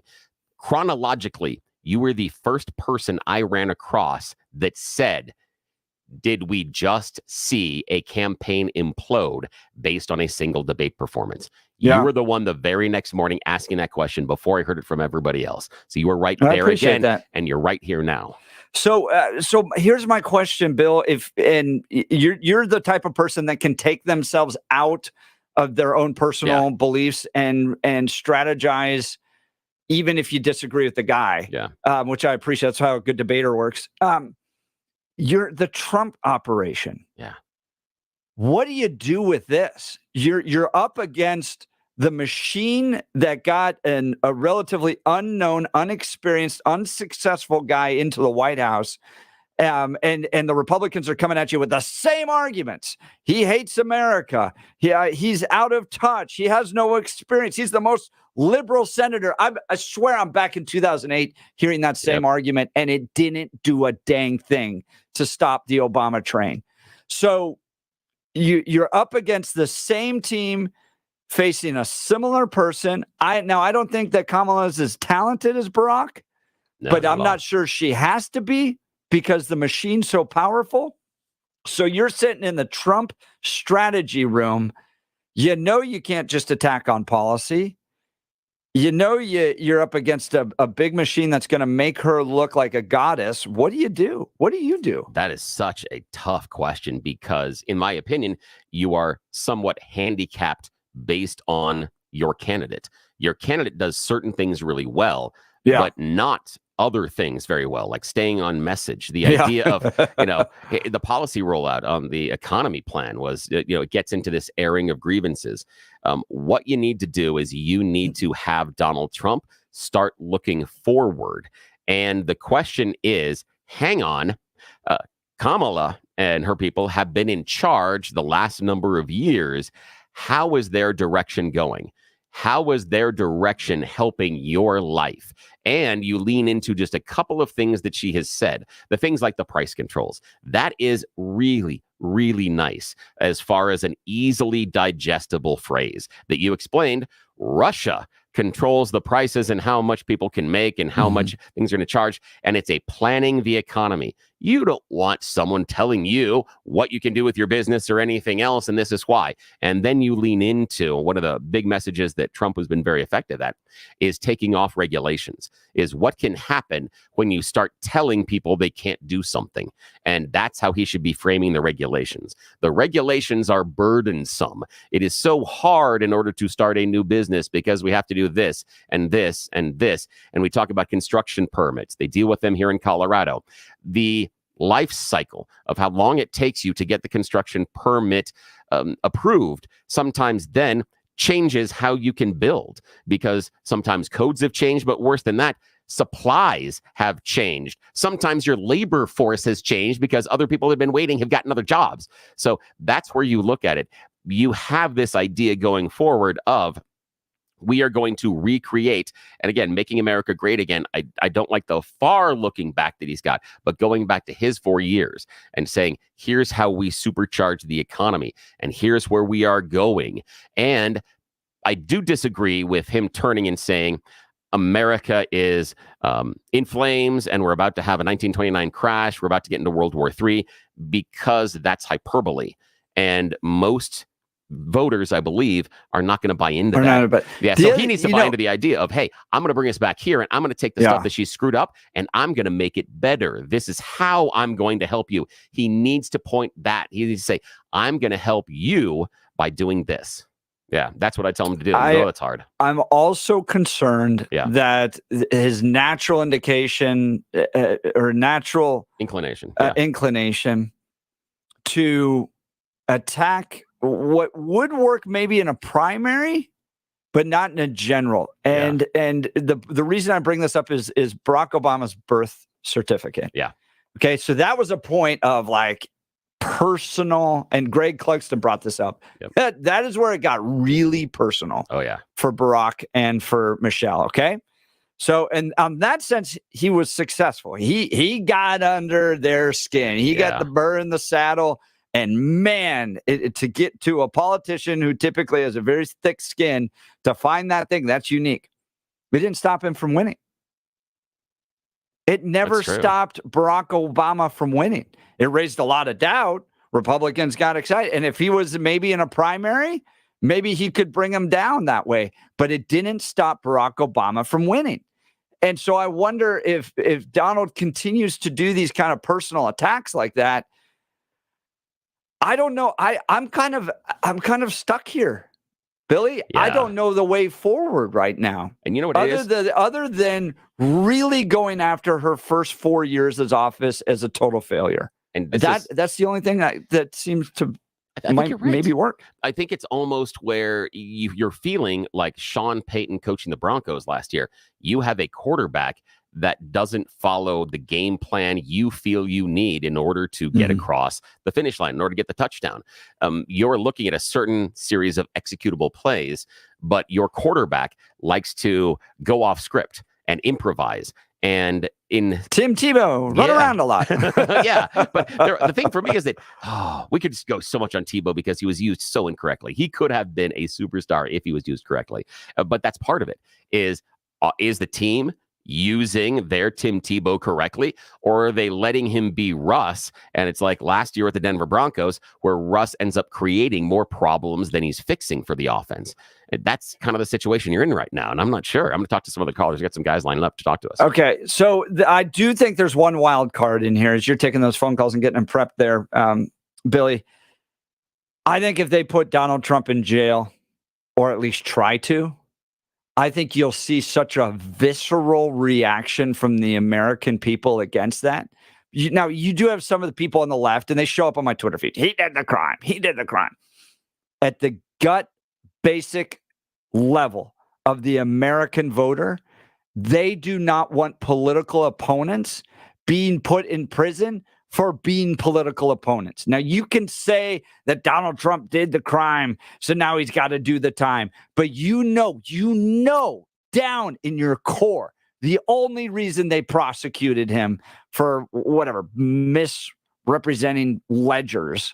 The only reason they prosecuted him was because he was the Republican nominee for president. You're right. Alvin Bragg, that was complete crap. He stretched the rules, and there's no way that was a felony. There's no way. That is a misdemeanor with a small fine any day of the week if you're not Donald Trump and you're not running for president. And I do agree with you. I agree with you, and that if they put him in jail, that it becomes the self-fulfilling prophecy. Donald Trump has proven the allegations he's been making, because if you put your political opponent, and again, I'm using the royal you, making the Department of Justice, they put the political opponent in jail before an election, it's exactly what it looks like, and perception becomes reality. It doesn't matter whether or not Donald Trump was convicted of 34 felonies or not. He's behind bars prior to an election. Everyone out there is going to look at this as we've become a banana republic. You're exactly right. You're exactly right. Bill, I'm so excited we got Joe from Arvada. I was so excited that Joe was going to call. We'll get to you in just a second, Joe. If you're considering selling your home, go with the team that's not only going to give you top-level service, but will also help you earn more from the sale of your home than any other agent. Gay Ribble has proven to get more for her sellers because they have ready buyers looking for a home in your area. They don't just make this claim. They can sit down and actually show you their list of over 14,700 buyers. This gives you an immediate advantage. Sure, you can hire any agent to sell your home. You got friends, you got family members, you got neighbors that want to sell your home for you. But isn't it about how much you're going to put in your pocket after closing, how much you're going to get for your family? The Empower Home team specializes in making sure you make the most amount of money. They will sell your home at your price, or Gay will buy it guaranteed. Reach out to my friends and realtors, Gay Ribble and the Empower Home team of Keller Williams. Call 833-301-SOLD. That's 833-301-SOLD, or go to gayasthebuyers.com. That's GAYE as thebuyers.com. Joe, you're up next. You're listening to the Jeff and Bill Show. News Talk 710 KNUS. Joe fixes it next.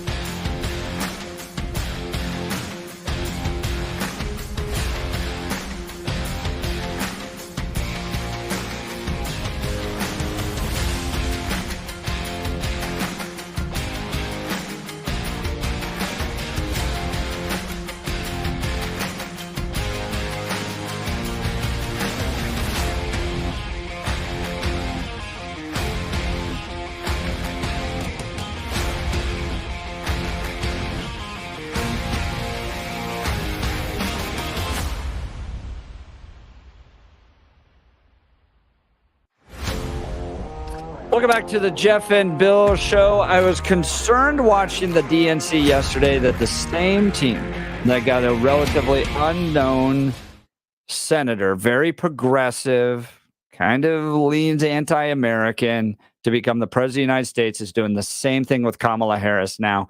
And my question is simply, how does Donald Trump respond to this? Because I'm afraid the electorate that isn't as smart as our listeners are not going to look at policies, record of success. They're going to go purely on likability, and they're going to Oprah Winfrey Kamala Harris, and they're just going to like her. That's what I think the DNC is driving towards. Joe, Arvada, Jeff and Bill show. What does Donald Trump do to win? Yeah. Hi, Jeff, Billy. This is, to me, so easy, and I'll tell you why. Because what we have been doing, and we've all analyzed Kamala Harris, at least all the conservatives have. I don't think any of the liberals have really analyzed Kamala Harris. When I say any, your general electorate doesn't know who they're voting for. And so what we have to do is a counter strategy. Mm-hmm. And what I mean by that is, okay, let's identify who Kamala Harris is. For one, number one thing, Kamala Harris is a liar.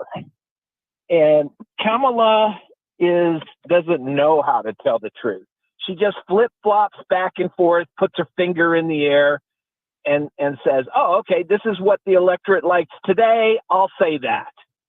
And Joe, do you think one of the strongest points that she is a liar is that she knew of Joe Biden's decline for months, if not years, and specifically lied to the American people about it? Oh, absolutely. I mean, there's so many things you could go there. There's 100 different things where you could state the truth that the American public now knows. Like, for instance, inflation is transitory.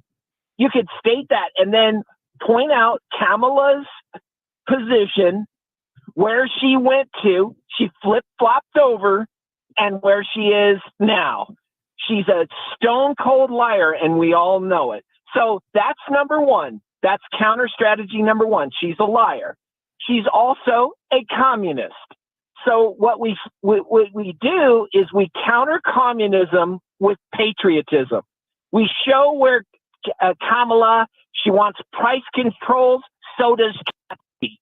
So what we do is we show Kamala's strategy of communism, and then we counter it with the truth, patriotism. And what I'm calling it is the Whore of Babylon counter strategy. See, she also has problems, but we don't go there. What we do is we just say, how was your relationship getting aboard with Willie Brown? And you know, now, instead Joe, of saying, I'll be honest, Joe, it all just sounds like it's stuff that appeals to conservatives. Help me understand. You reach the suburban housewife who doesn't like the fighting aspect of Donald Trump, and the Democrats know this, so they're bringing in soft, happy. They're good. You notice she doesn't cackle anymore. The soft, happy Kamala Harris. That's like one of your gal pals. Yeah, and the other one that I would throw in there, Joe, is that it's that because of the allegation, you know, the relationship with Willie Brown so many years ago, there is going to be a segment of persuadable voters that are going to say, you just don't think she can achieve something as a woman. You think she has to sleep her way to the top because a woman can't. That's how they'll interpret that. So what do we do?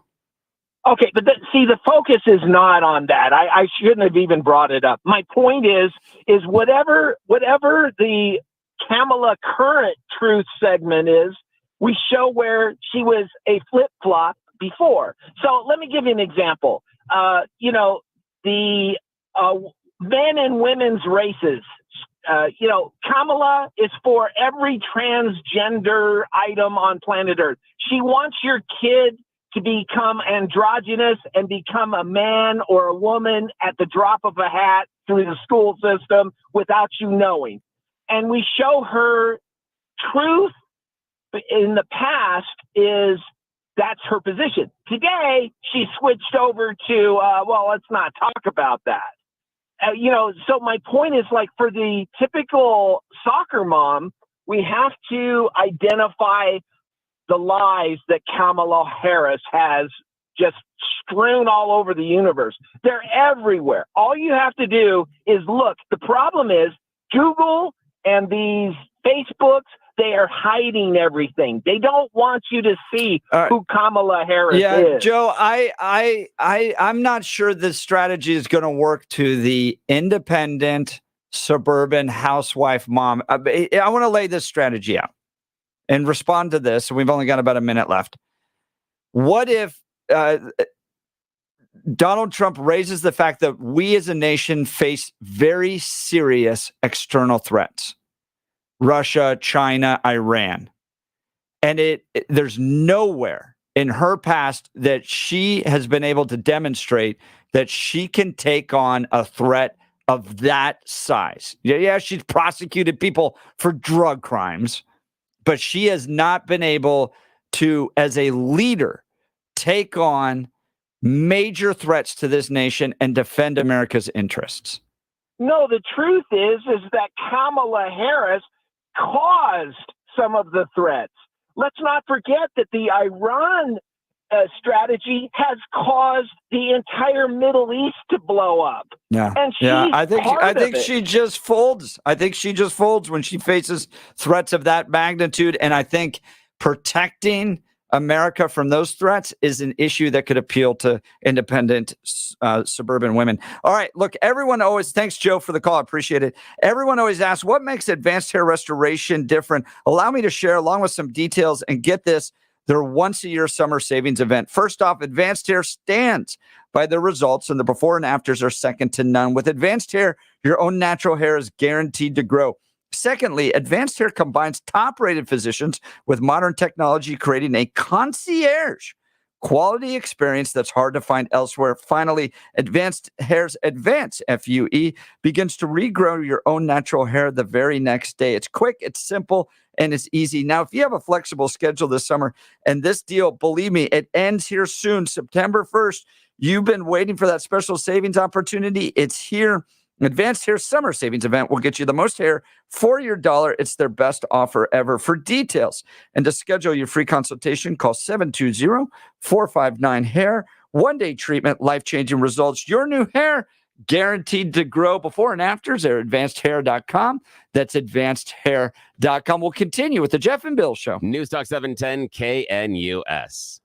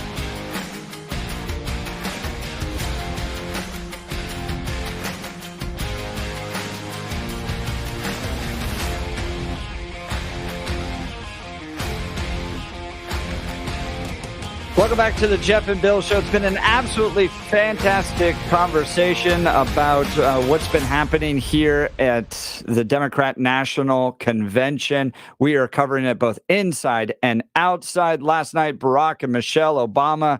Tonight, Bill Clinton, Tim Walz, Nancy Pelosi. We are providing all the coverage that you need for the Democrat National Convention. So stick with us. We'll see what happens tonight on the protests. I was downtown last night outside the Israeli consulate when protesters were arrested. We'll be monitoring that. We have sources that are keeping us up to date on what's happening with Chicago. So really some great coverage for you all. You're going to want to stick with 710 KNUS through all this. Bill, to just wrap a bow on our conversation this last hour, I go back to Maslow's hierarchy of needs. Oh, yeah. As a marketer, that when you get to people's core concerns, you can actually reach them with a good and important message. And talking about how Donald Trump needs to respond to Kamala Harris, I really believe that core desire to feel safe and secure is the one that Donald Trump can perform better at with regards to national threats, international threats, China, Russia, Iran. And so as communicate his response to Kamala Harris in all this, when they're going to Oprah Winfrey her and make her look like fun-loving, happy, all that stuff. Okay, we like that. We like a leader that's fun and positive and optimistic. But at the end of the day, I need to make sure that we are safe. I think you've got something there, especially if you wrap in the immigration problem at the southern border and you tie it into those dangerous countries and say, we don't know how many of them have snuck in. Yeah, you got something there. And we can, and the Republicans can lead to make sure you and your family are safe. All right, we'll continue all this and more. 710knus.com for the podcast. You're listening to the Jeff and Bill Show. News Talk 710 KNUS. Have a good day.